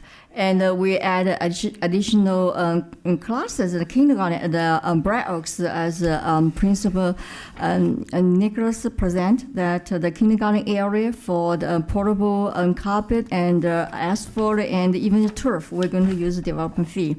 For the Mayflower playground, which the project will list in the next slide, and we use part of the development fee fund that fund the Mayflower playground equipment. So everything else is the capital outlay. Redevelopment fund is the old name, so I just want to put it as consistent. Okay, right now it's we use the capital outlay because the redevelopment fund is actually has to be changed the structure, but the district still continue to receive the funding from the county. So the just as a quick summary to close this item up, we had developed a list of short-term and long-term projects and priorities, and this report is to provide you with an update on some of the items that have been completed, as well as some of the items that are coming up between now and spring break, as well as during the summer. And so those action items will be coming up, one of which will come up today, and various ones in the future, starting with our next board meeting on the 26th of February. Yeah. So whether it's the preventative maintenance or the use or the most efficient use of whatever non-general fund dollars we have, we are trying to meet the needs of all of our students. Yes. I had a question for Fernando, and I think I think I've missed him. Maybe you can answer, maybe you can't. Yes. While he's talking about the baseball field, while we're talking about the baseball field, I wanted to know if now is an appropriate time to talk about the seed that that he's investigated and that he's intending on using. I wanted to speak directly to that because we do have an action item that we're going to be taking, and that's where it'll go there. Okay. The gentleman that wanted to ask a question, that's where that question will go because it's an action item that's going to be it's on our agenda that we're going to take up as soon as this informational part is over. Okay. I wanted to ask Fernando a question. He left.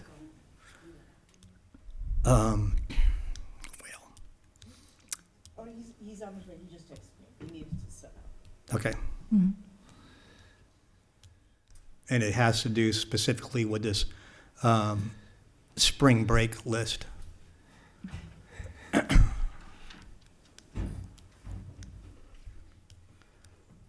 just wanted to ask you a quick question. This is a very aggressive honeydew list on the left-hand side. And you feel comfortable that each one of these projects can get completed during the spring break, and the areas will be up and ready for student use when they come back to school? Yes, absolutely. Just to give you an example, just for the asphalt projects, Santa Fe will take approximately 3 to 4 days to get that completed. Wild Rose may take about two days. That's just an overlay of emulsion, asphalt emulsion. The Mayflower playground shade canopy, that equipment has been already ordered.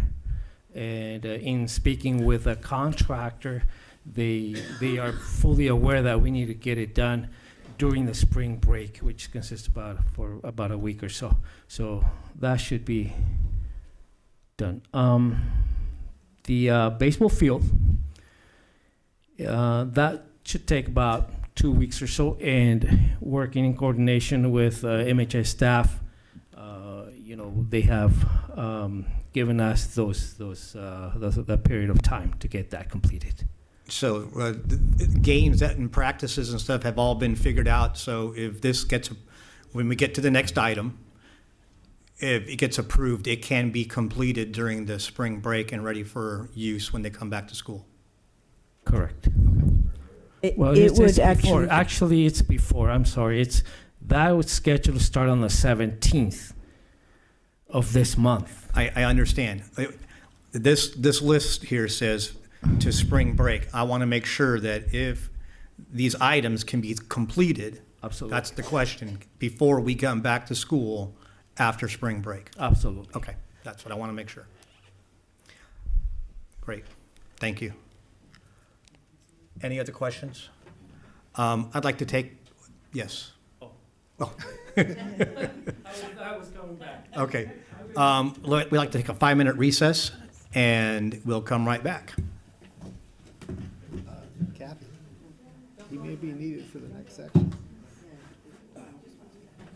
Okay. Apologize, is it? Yeah.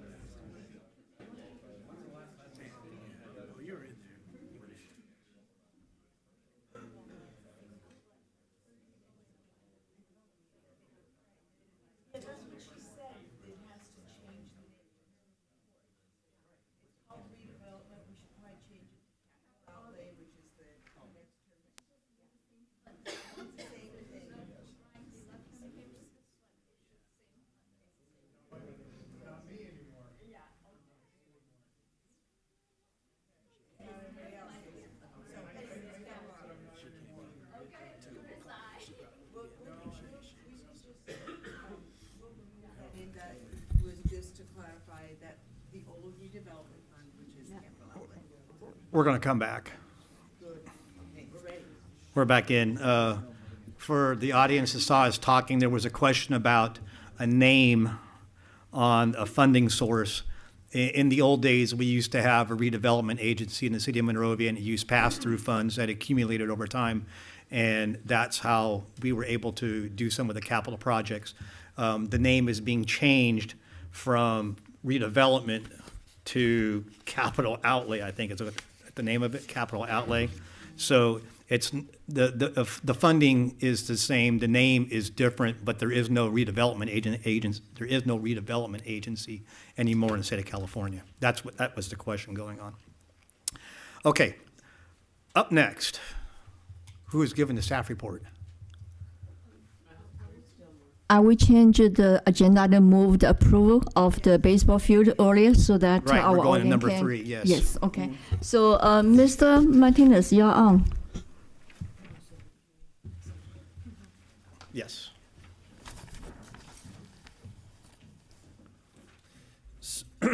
So we're on agenda item number 1 of the business? Yes. Okay. So thank you for entertaining our conversation and listening to our proposal. It is on behalf of Monrovia High School and our baseball facilities and our baseball team, it is our recommendation that the board approve the proposal to install the turf, the artificial turf in the outfield, totaling $68,000 for the installation, $15,000 for the product itself, for almost $84,000 together. The Built Right Construction is the contractor that I believe Fernando's been working with and has this proposal. And should that pass, we would be able to install this hopefully prior to the beginning of our baseball season. I don't think you meant outfield, right? No. You meant on the side. Foul territory, I apologize. No, not the Just wanted to make sure for everybody who's listening. Like there was no giant upgrade during the break. Like we saw in the picture. That was a Freudian slip. Thank you for the clarification. That'll go on the wish list for next year. There you go. Yeah. Thank you. Excuse me, Kirk. There seemed to be some confusion in our last discussion about what kind of field turf this is. Now, we got an estimate of $15,000 worth of materials from artificial grass liquidators. What kind of a material is that? Is that one with infill, or is it just like an AstroTurf you'd put on your own lawn? It's more like an AstroTurf. We have leftover of that cool play that was installed over at the football field. Mm-hmm. And to maintain it cool, we would like to add some of that. How thick is this? I mean, is this like 2 inches? Is it like 1 inch? The sod itself, it's about 1.5 inches. Okay, and it does take some infill. Yes. Okay. Okay. Earlier, we had heard that the baseball turf is shorter turf, which is not the same as the football field, and may not. So it may or may not require fill. If it does require fill, we don't need the cool fill because that's significantly more expensive than the black fill. That's not an area that requires cool fill because our problem is that it's always in the shade, which is why we have a problem. So heat isn't the issue. Correct. So that's an option. We have material left over from the last project at the football field. We'll use it. Well, That's what he was I'm saying. concerned about taking the cool fill from the football field because that fill needs to be refilled because it's loose. That's what I'm saying. It'll be used. I don't know that that's it'll our be used by the football highest and best field. use. Yes. Yeah, I don't want us to count on Right. taking the fill from the football field for the baseball field. And it's just an option. It's just an option. It's there. Once it's installed, once it's approved, of course, and it's installed, we'll gauge, see how much the temperature that's gonna, hot temperature gonna raise. I don't think it's gonna be an issue, but that's an option. No, but I do think Ed's question is significant. What is the turf that you're putting in? Well, that's the type of turf. It's called Pro 84. It's for high usage area. It's the same type of turf that they use over at Covina field. It's a private stadium, and they have games. They have the same company installed the same product over at that place. I don't want anybody to misunderstand what's going on here. This board definitely wants this project done. What we don't want to do is spend $83,000 and build ourselves a maintenance headache forever. We don't want to spend $83,000 and not get the problem fixed. So really, what we're needing is some assurance that when we spend this $83,000, we're going to get a product that works for our baseball players. We're going to get a product that solves the problem, and we're going to get a product that doesn't create a maintenance headache for us for the next 40 years. So for now, as long as you have that worked out, that's the case, and you have a plan for that maintenance, I definitely want to get this project done, but we just need some assurance that correct. And those three things are a fact, that this is what the baseball field needs. This is not going to be a maintenance headache, and that it will fix the problem. And I'm satisfied looking at this. This will fix the problem as long as the turf's in good shape. Yes, and in speaking with the contractor, I asked those questions. You know, is this the type of artificial turf that's applicable for this field, and where have you installed it? So I got those answers, and it was reassurance that that's the right artificial turf or material for that. That's area. the kind of reassurance we need to know that. And when we're talking about, making sure that we have the right turf and that it lasts a long time, I wanted to talk about cleats and metal cleats, and I don't know if maybe we need to hear from the coaches or from the players, but I don't know if our team uses metal cleats, and I don't know what other teams use metal cleats, because if we are hosting a game at our facility, we're going to have to talk to other schools and other players about their gear. How are we going to enforce that? How are we going to enforce that, and how are we going to share that information before they show up in something that's going to wreck our turf? Okay, I can help clear that up a little bit. First of all, that would be impossible. Everybody wears metal spikes in high school. Now, when you get to play at colleges, sometimes, like we played at ELAC a few times, East LA College, they tell you beforehand, because two high school teams are playing, that you will wear turfs, which are basically a form of tennis shoes, that you cannot play on that facility if you have metal spikes or even plastic spikes. In high school, it would be impossible, because for us to do one thing would also mean that we have to have every school comply when they come to play for us to do something else. But the fact that the artificial turf is in the foul territory eliminates the actual, although it is in the playing field, the running and the trampling on it is very, very minimal. So it would be more during practice time that we would wear turfs and everything around there, because the foot traffic could be a lot worse than the actual game situation. You would never run down the third base foul territory once in a while to catch a pop-up, which might happen, twice a week. I'm the one standing over there. My I won't say what I was going to say. My big bud is standing over there on the third base side the whole time. Okay, the kids are never over there. The only time they use the first base side, when they run on base hits or whatever, they take a little bit of turn. But the foot traffic would happen more during practice. So we are going to supply mats and everything for when we have batting practice on the side for the on-deck hitter. We're going to actually include into this proposal with the baseball money an on-deck circle on each side, one with emblems, a home of the Wildcats deal, so we're adding to this from the money that we've raised through the baseball program. So you're saying that all players wear metal cleats? Yes, all players wear metal cleats. And Fernando, have you asked what metal cleats do to this turf? They destroy it. My question is, how does a batter walk from the dugout to the plate for an at-bat? Well, without of course. stepping out? Of course, in a regular game, you do.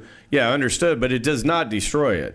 I mean, there's metal cleats will not destroy this turf? Mount Sac has a $80,000 ring around that they walk up to every day when they go to the plate, and they all wear metal cleats. They don't wear anything different.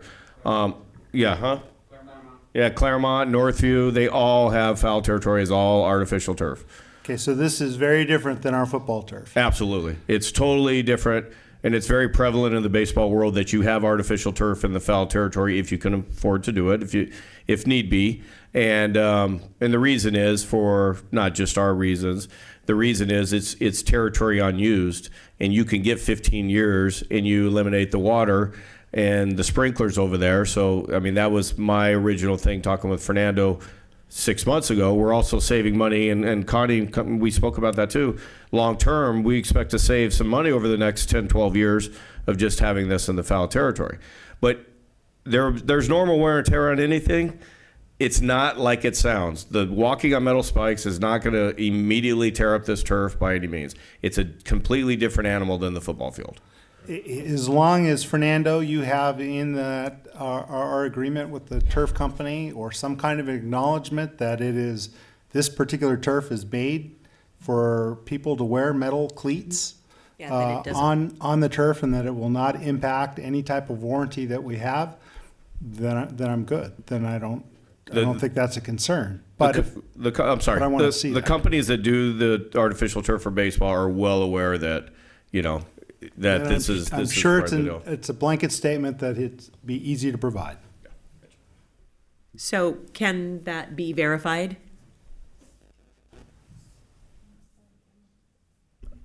As far as voiding the warranty.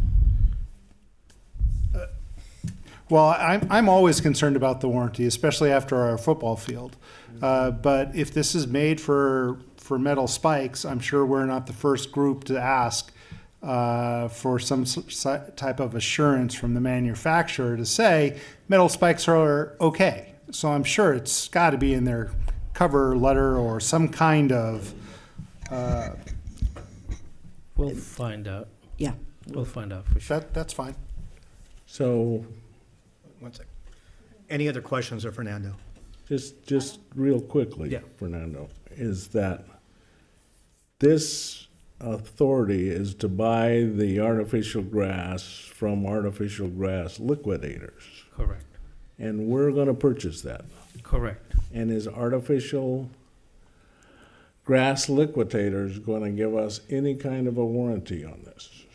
Yes, I believe it's a 15-year warranty. 15-year warranty. And I'll verify. And if as long as you verify it doesn't exclude metal cleats, we should be okay. I'll verify that. When you say it includes just the turf, did you mean to say that it also includes the leveling of the field as well? Or is that separate? We're talking about warranties? Okay. The grass is a separate purchase.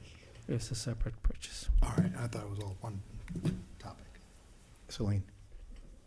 I wanted to talk about the seed. Is now the time to talk about the seed? He's the man. So I wanted to talk about the seed for the rest of the field. Okay. Because as we saw from the pictures, the grass needs some help. It needs a lot of help. What are you doing anything differently with the seed for the grass in the it's called the outfield, right? In the outfield. Not the artificial strip. Right. But and the answer is yes. We have done some research.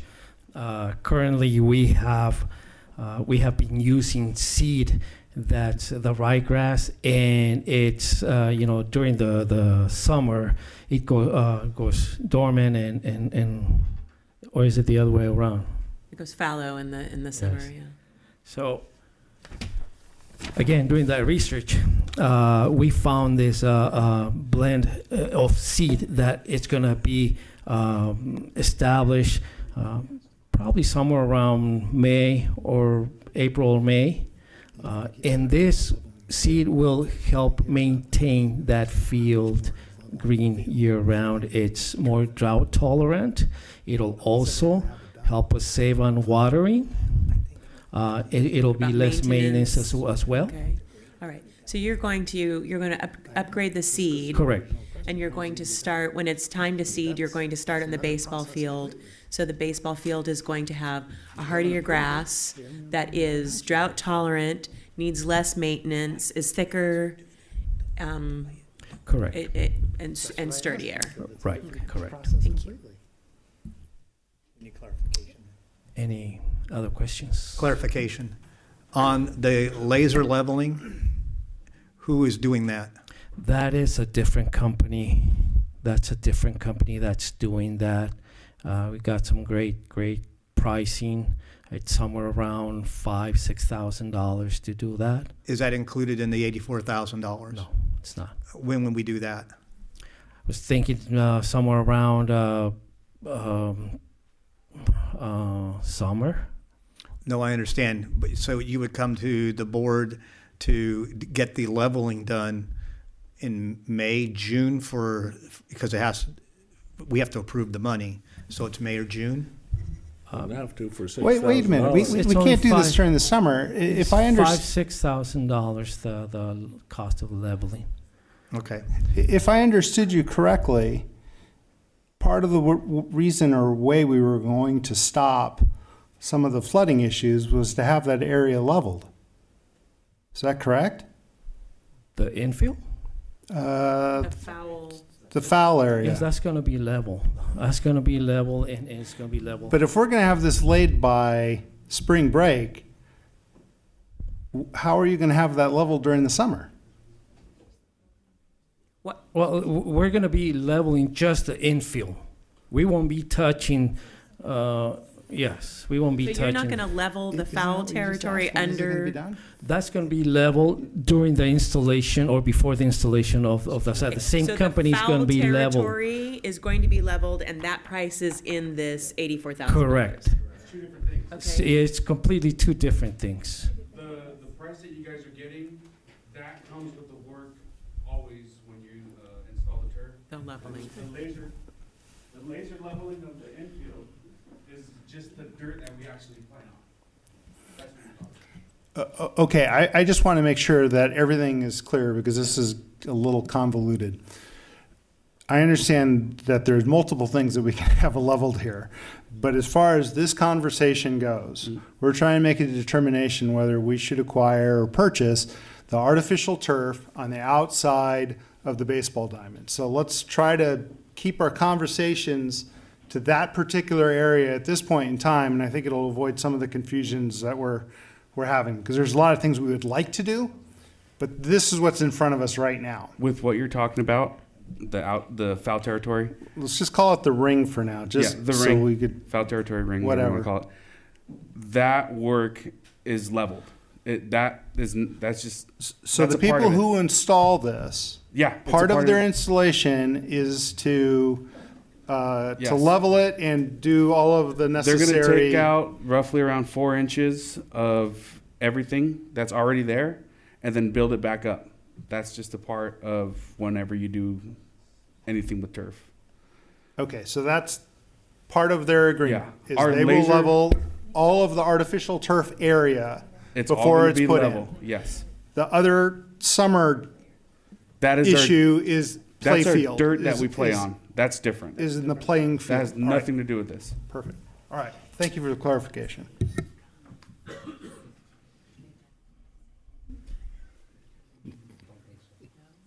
No more questions? That's a question. Do you have to have DSA for artificial turf on the sidelines? No. GSA. It's D. Well, that's the question. They're questioning over here is, do we have to have DSA approval for this project? And the answer is no. That's Yes, yes. what I thought. Yeah. Okay.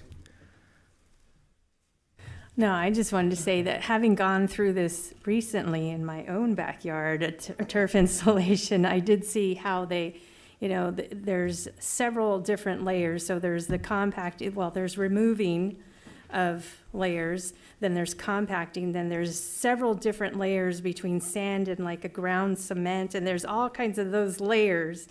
And it's leveled again and slightly graded where you need a slope if you do through the drainage process, and then the turf goes on.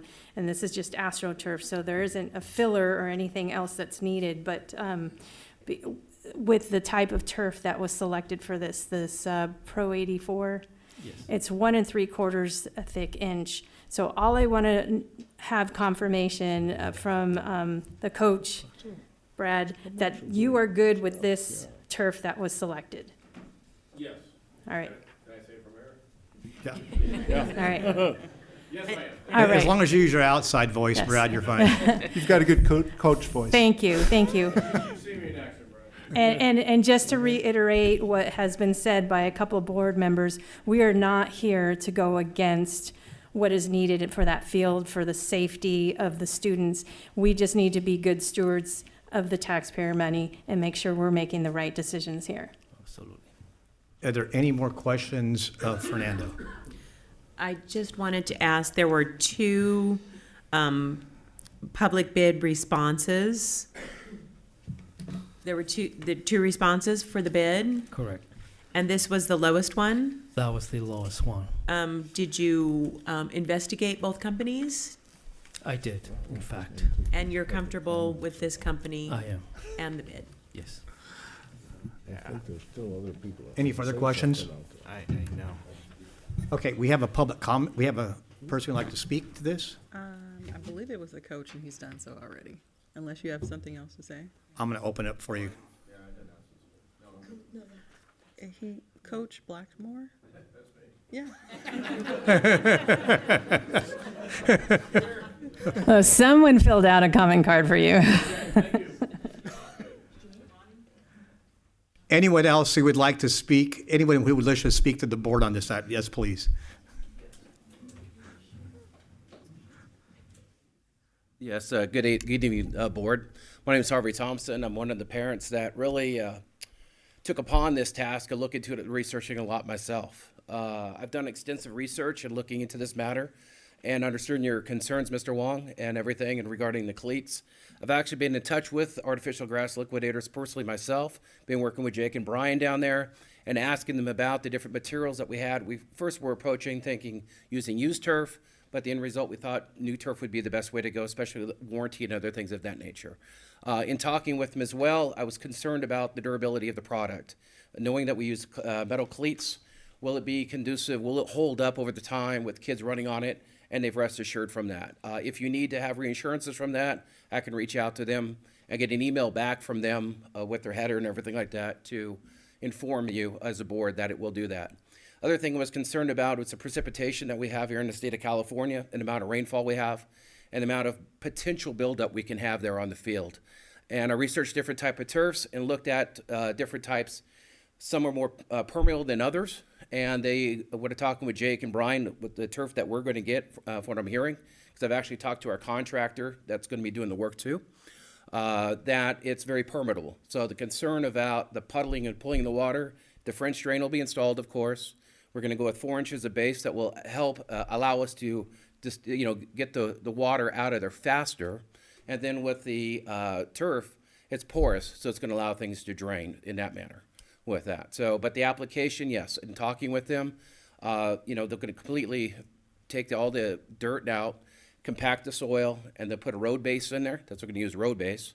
Compact it tightly, lay the turf in, and then they use large turf spikes to go overlay and seal up the lips on it as well.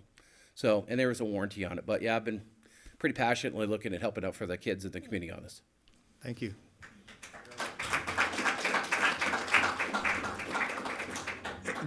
There were some questions. Have the questions been answered, or you would like to ask your question now? Anybody else would like to address the board?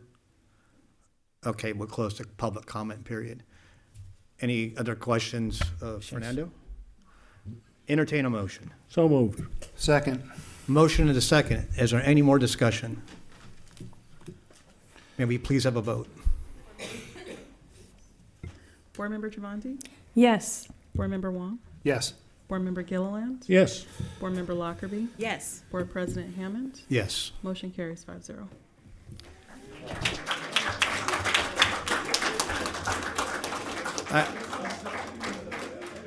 I know I speak for the board when I say we'd like to thank all the student athletes and all the parents for all the time and energy that you've put into this project.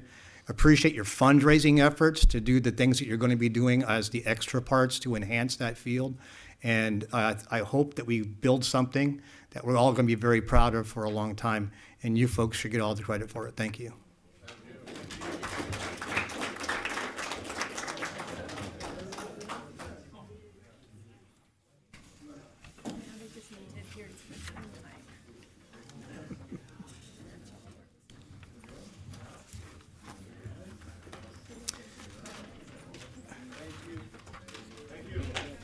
Good night, everybody.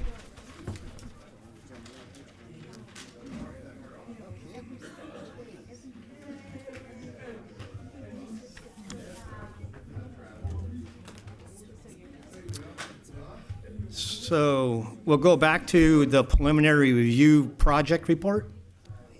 Connie?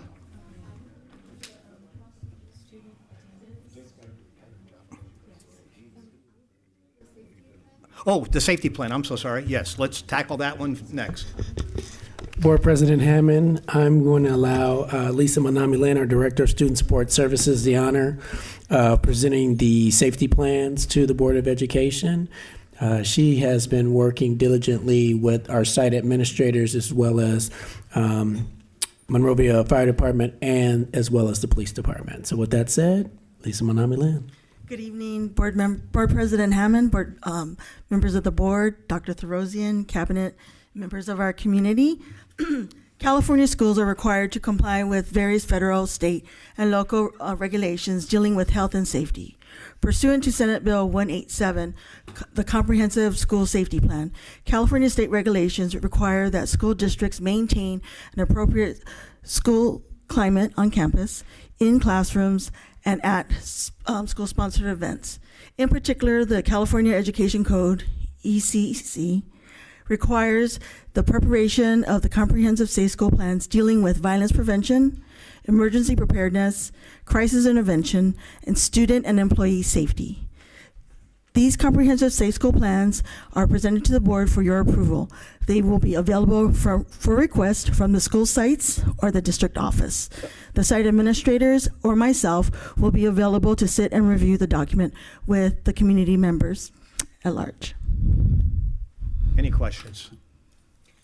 I don't have a question, but I did want to mention, I was talking to Dr. Therosian, and through Dr. Therosian, Ms. Manami-Lin today, about some questions.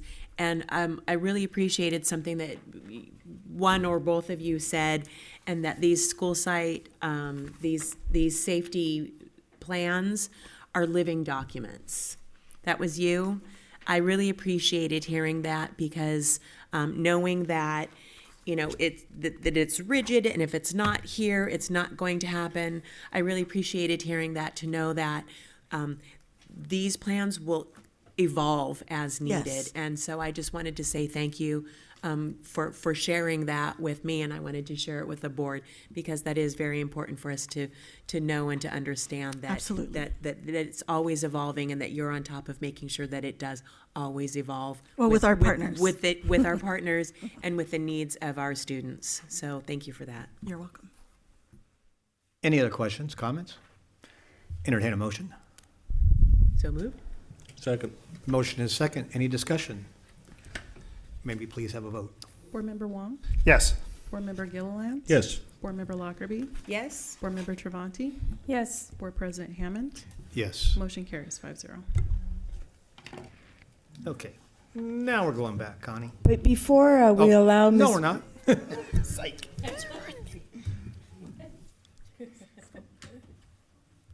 Before we allow Ms. Manami-Lin to go home, I'd like to wish her a very happy birthday. My gift to you is not singing.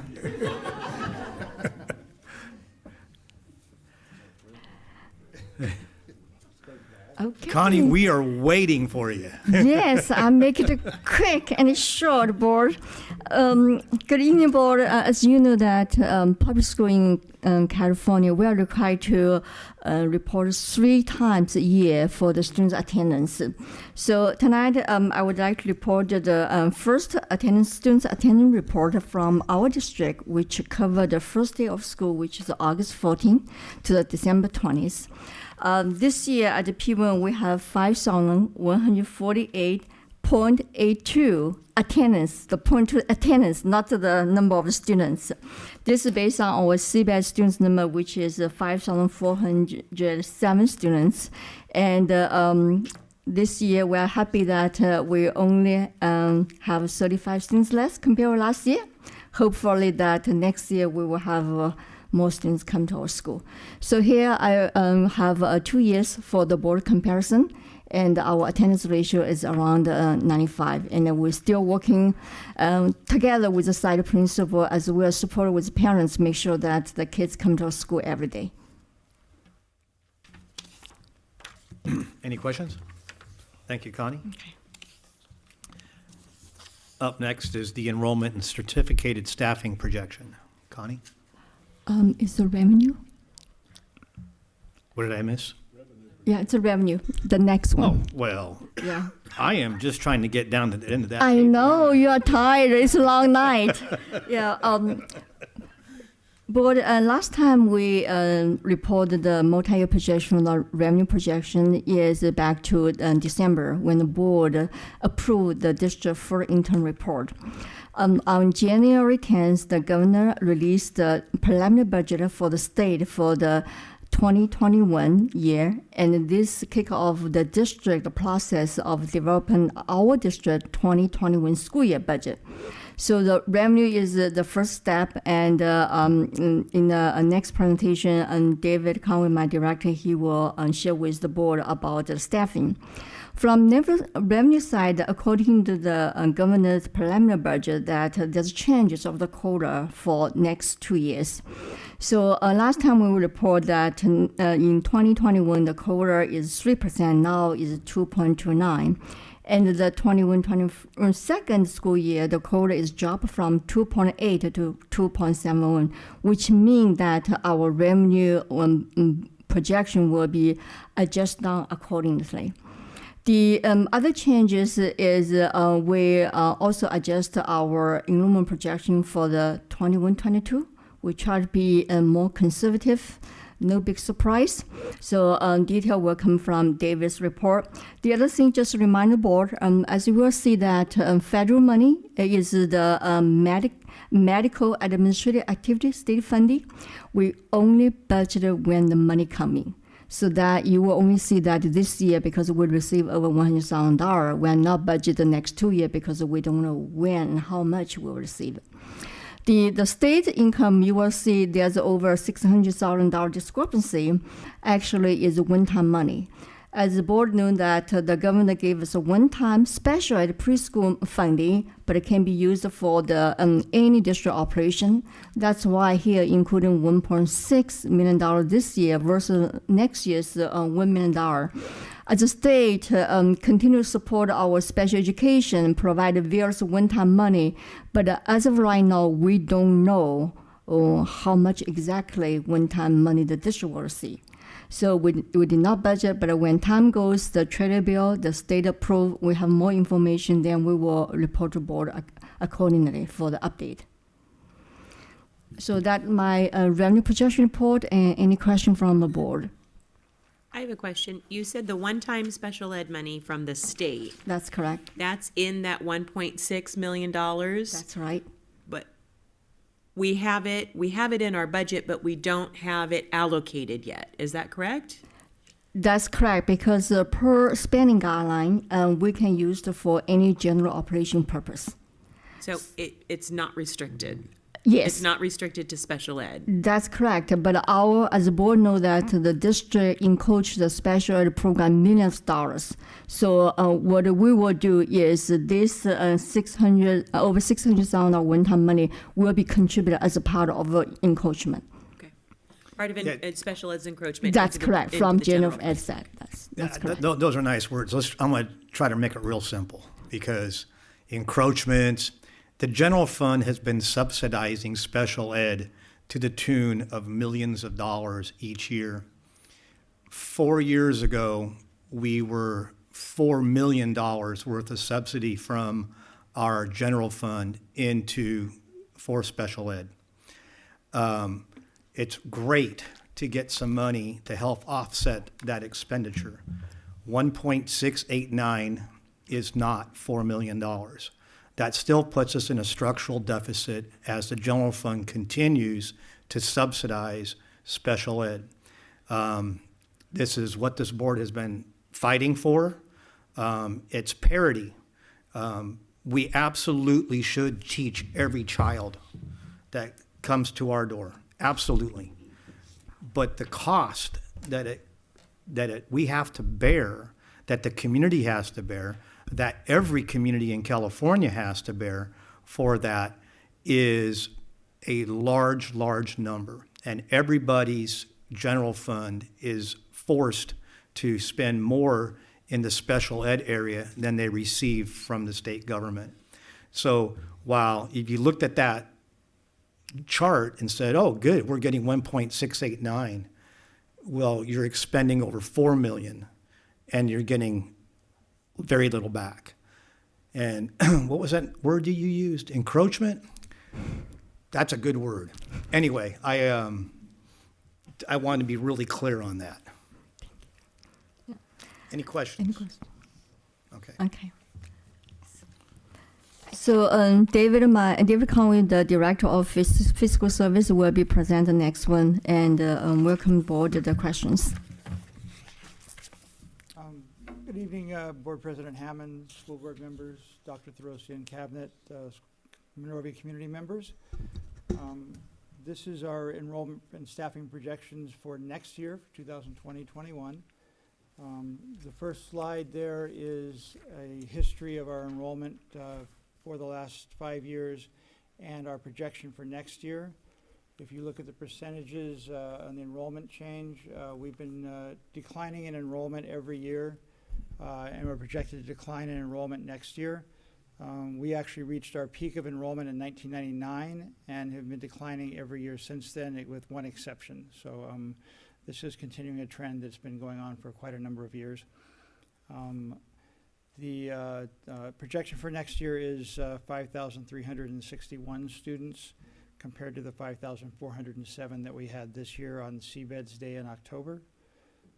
That's a projection of 0.85% in our enrollment. The next slide is a breakdown of our enrollment by school site, including enrollment history going back to 2015. We're projecting that Mayflower will grow somewhat, and Plymouth will also grow just slightly. Elementary school enrollment overall is projected to decline again this upcoming year.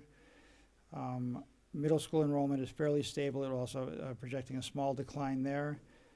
High school enrollment, we're projecting a 4-student increase. We've got a large 8th grade class moving up to the 9th grade at the high school.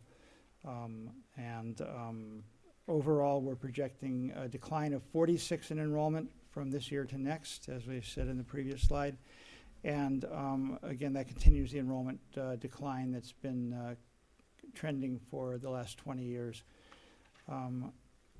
The enrollment directly affects or directly determines the staffing needed for all of the schools. Staffing for the kindergarten through 3rd grade at the elementary schools is projected to be at a maximum ratio of 24-1 at each school. And these projections reflect that. That's a reduction from this year and the year before, which was at 26.5 to 1 maximum. We had an MOU with the MTA that was allowed us to increase those class sizes at K through 3. That MOU expires, so next year we'll be adding staffing for that. Overall, in order to accommodate that change in the staffing ratio, we'll be needing to add 4 elementary school teachers, teaching positions from this year to next. At the middle school level, the staffing ratio next year is projected to be 31.5 to 1. Again, that's a reduction from this year when it was, and last year when it was 32.5 to 1 for the same reason. We had an MOU with the Memorandum of Understanding agreement with the Teachers Association that we would be able to raise class sizes for those 2 years only. We have an increase in staffing projected for next year of a little over 1 teaching position at the middle schools to accommodate that change. And at the high school, we're also projecting pretty stable enrollment, but we're going to be increasing our teacher projection by 0.88 teacher positions, almost 1 teacher, again for the same reason, to accommodate slightly smaller classes at the high school level. Overall, I'm projecting that we would need to add 6 teaching positions next year district-wide to accommodate those changes.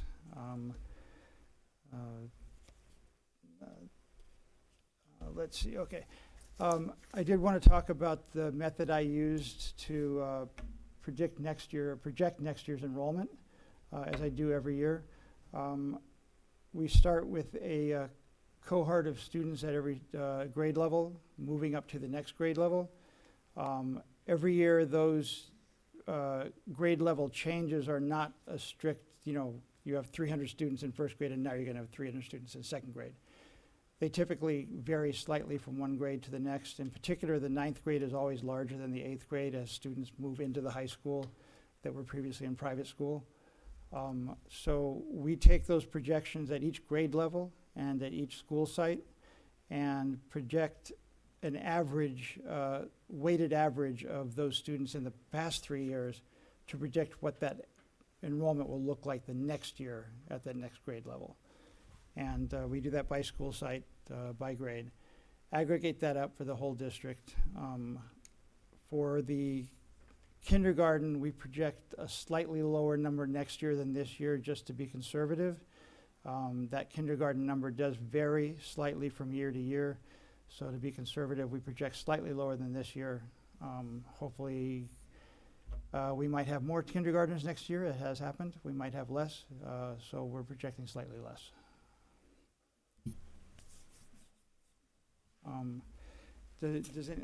We also did a method of looking at quantitative analysis of our enrollment. We took the last 10 years and looked at the mean and looked at the median numbers to see if our projections were reasonable using that method as well. It did not make a substantial change in the enrollment projections, but we'll continue to do that.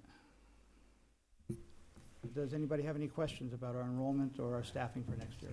Yes, I thought we were going to be adding 1 or 2 TK classes. We are adding, my projection for TK is, we had a large TK contingent this year. Mm-hmm. I'm projecting we'll continue to have a large TK contingent. What we don't know is whether adding those TK classes is going to be additional students to the district or is going to be students going to a TK class in one school rather than another school. It's very difficult to predict how many TK students are available to go to the schools. So we are expanding that program, but we don't know how many additional TK students that will generate. But it'll definitely generate some. But yeah, I see what you're saying, whether they're moving around or whether they're actually brand new students to the count. I would think they would be, but you're the expert. Well, we can hope that that's the case. All right. Again, it's not something that's easy to predict. Right, but we can do our part in promoting. Absolutely. Bring them And we are going to be adding it, my understanding is we are adding a TK class at Brad Oaks next year. And now that they're a Science Academy. Science Academy, yes. So let's get some kids there and get them a good science education all through elementary school. That would be fantastic. But along Maritza's line of thought, if we're going to add another site, it would seem prudent to add another teacher and not assume that we're going to transfer a teacher from another school to fill that spot, because it's been a popular program, and I'm not thinking that or are you projecting that we're going to lose a class at another site? The current TK classes are fairly small. They have room to add a substantial number of students without adding a teacher. But we're on a different site, so they can't add it to nothing. There has to be a body there. If I can interject. Or maybe I'm missing something. It just depends on their enrollment and where the students appear. There can be enrollment shifts. Some of these kids could be on intra-district transfers, so they could go back to their home site. As David said, we're not necessarily sure how many new kids. We could just be, again, shuffling kids within the district. So based on our conservative staffing over the last couple of years, I think we mentioned it last year, we haven't been that far off the mark as far as our projections. On the same line of estimating where students are going to be and how many students we're going to have, this is my question of when are we going to look at school boundaries and redistricting basically within our district? And clearly that would have an impact on the students per school. Right, and while just a quick update, it can't be necessarily a discussion item, but Ms. Wu and I have been discussing the possibilities with a couple of different companies. This is a far more complicated, broad project than just lines, and we have at this point not only talked to demographers but also those experts with transportation routes. So two different companies in order to get to that conclusion, and it is not something that occurs overnight. It is, if I recall, like a 6-month process from start to finish once we bring to the board the proposals from both companies or others in order to engage in this process, because it's not only complicated, it's expensive. I was wondering if you, when you were doing your calculations for your projections for the next year, if you do any research on the community side, do you research new housing, anything that could be researched in terms of new population into the city, new housing into the city, anything like that? Those would be things that the demographers would use. While we are excited whenever there's new housing, and we ask, is it Are there kids there? 2-bedroom or 3? What's How your many square kids do you footage? have? We don't always, we don't count the eggs we don't have. We do move rather conservatively. And that's the best way to continue to maintain our programs and take care of our people.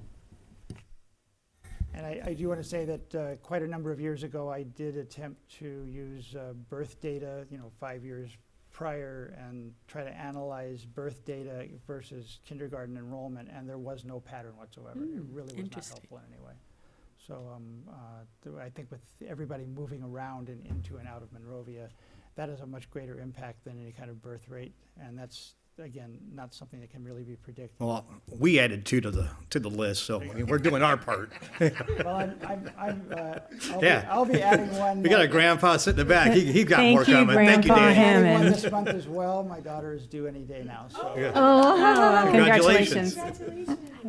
Well, make sure she gets to a Monrovia school. That's right. So I'll add one on the 5th year out here. One thing also that's happening this year is the census. So that updating the census data should also help you at least in the near future, in the next year or two. Then the data then gets kind of old, but at least for a few years, you'll be able to use that data for projections. That's a good idea. I'll take a look at that data, see if there's any trends in the preschool population. Well, it's just now going to start running, so I'm not sure when the state will actually, or is that a federal thing? Mm-hmm. Okay, Federal. when they'll actually put out the numbers, but as soon as they are, I think that's something that you can tap into. Takes 2 years? Unless you're Iowa. Never. That federal government runs a little slow. Any other questions? Thanks, David. Thank you. Yeah. Thank you, Connie. I'll entertain a motion for consent. So moved. See, I thought I forgot. So moved. For consent, oh. Yeah, I Second. moved with. Second. We got a motion and a second. Any discussion? May we please have a vote? Board Member Gilliland? Yes. Board Member Lockerbie? Yes. Board Member Travanti? Yes. Board Member Wong? Yes. Board President Hammond? Yes. Motion carries 5-0. Thank you. Dr. Tarosian, pending board issues. I did want to just give a quick update on the work that we've been doing with David Church and Associates, our lobbyists. We have been working steadily on the grant by the Bureau of Justice, and that has a very quick timeline.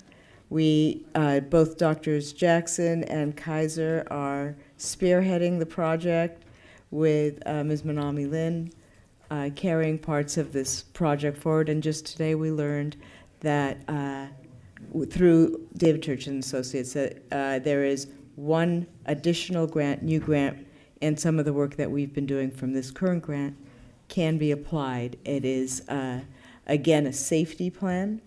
Both of these are safety grants. And I believe Dr. Kaiser on a conference call about this second grant asked, is this the kind of grant where we should be in a consortium, or will a smaller district be competitive? And their response was very positive.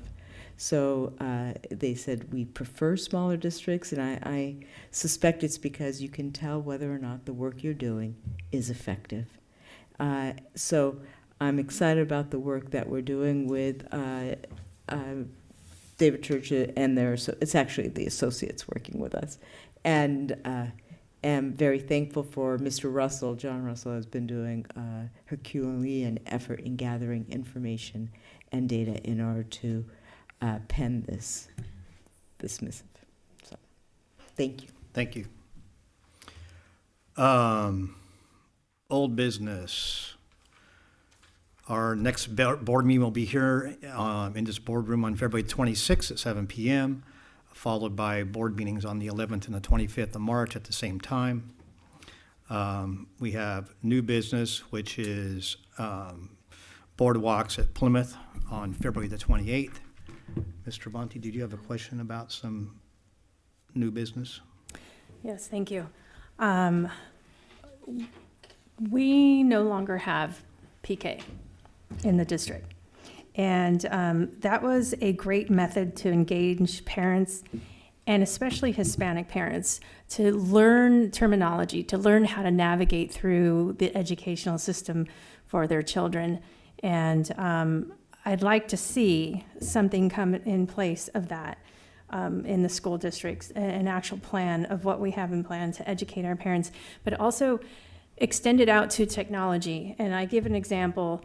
Aries. We're now using Aries, and there's a lot of capabilities, functionality with Aries, and but some of our parents just don't understand how to work it. And we really need to have some technology sessions, and even set up Chromebooks and give them step-by-step instructions on how to set that up, how to log in, create their passwords. Some of them don't have email addresses. You can walk them through that step. So I really want to see us engage our parents that way. And as they come to those classes, those sessions, now they develop a comfort level. And, you know, we can further engage them that way. So if we do thought exchange, that can be a workshop as well. So I look over at you, Charles, because you probably would be involved with that. But I really want to see something happen in this next school year, so develop some kind of plan. In fact, that is something that we have been working on, and I will work with Dr. Kaiser, and I think Dr. Kaiser has been working with the principals directly. So we'll put together an update, and we'll incorporate it in my mid-year evaluation update. Sounds good, thank you. Glad that something's already in the works. Other dates to remember is President's Day, Monday, February the 17th. All school sites will be closed. Black History Month Art Festival at MHS is on Thursday, February the 20th. LCAP Community Input will be held in English and in Spanish Monday, February the 24th, and on Tuesday, February the 25th. Let's see, TK Preview Night is Thursday, February the 27th. Read Across Monrovia will be on Thursday, March the 5th, and there will be a Pupil Free Day, which is an all sites closed on Friday, March the 6th. This is not planned, but I would like to close our meeting in memory of a dear friend, Ms. Zualian, who was a teacher of ESL over at our adult school. She passed away this past week. She had been a long-term member of the Monrovia community, worked tirelessly to help bring our library to fruition, and she was an advocate of students and the overall educational health of the community of Monrovia. And so if there's no further business before this body, we will stand adjourned.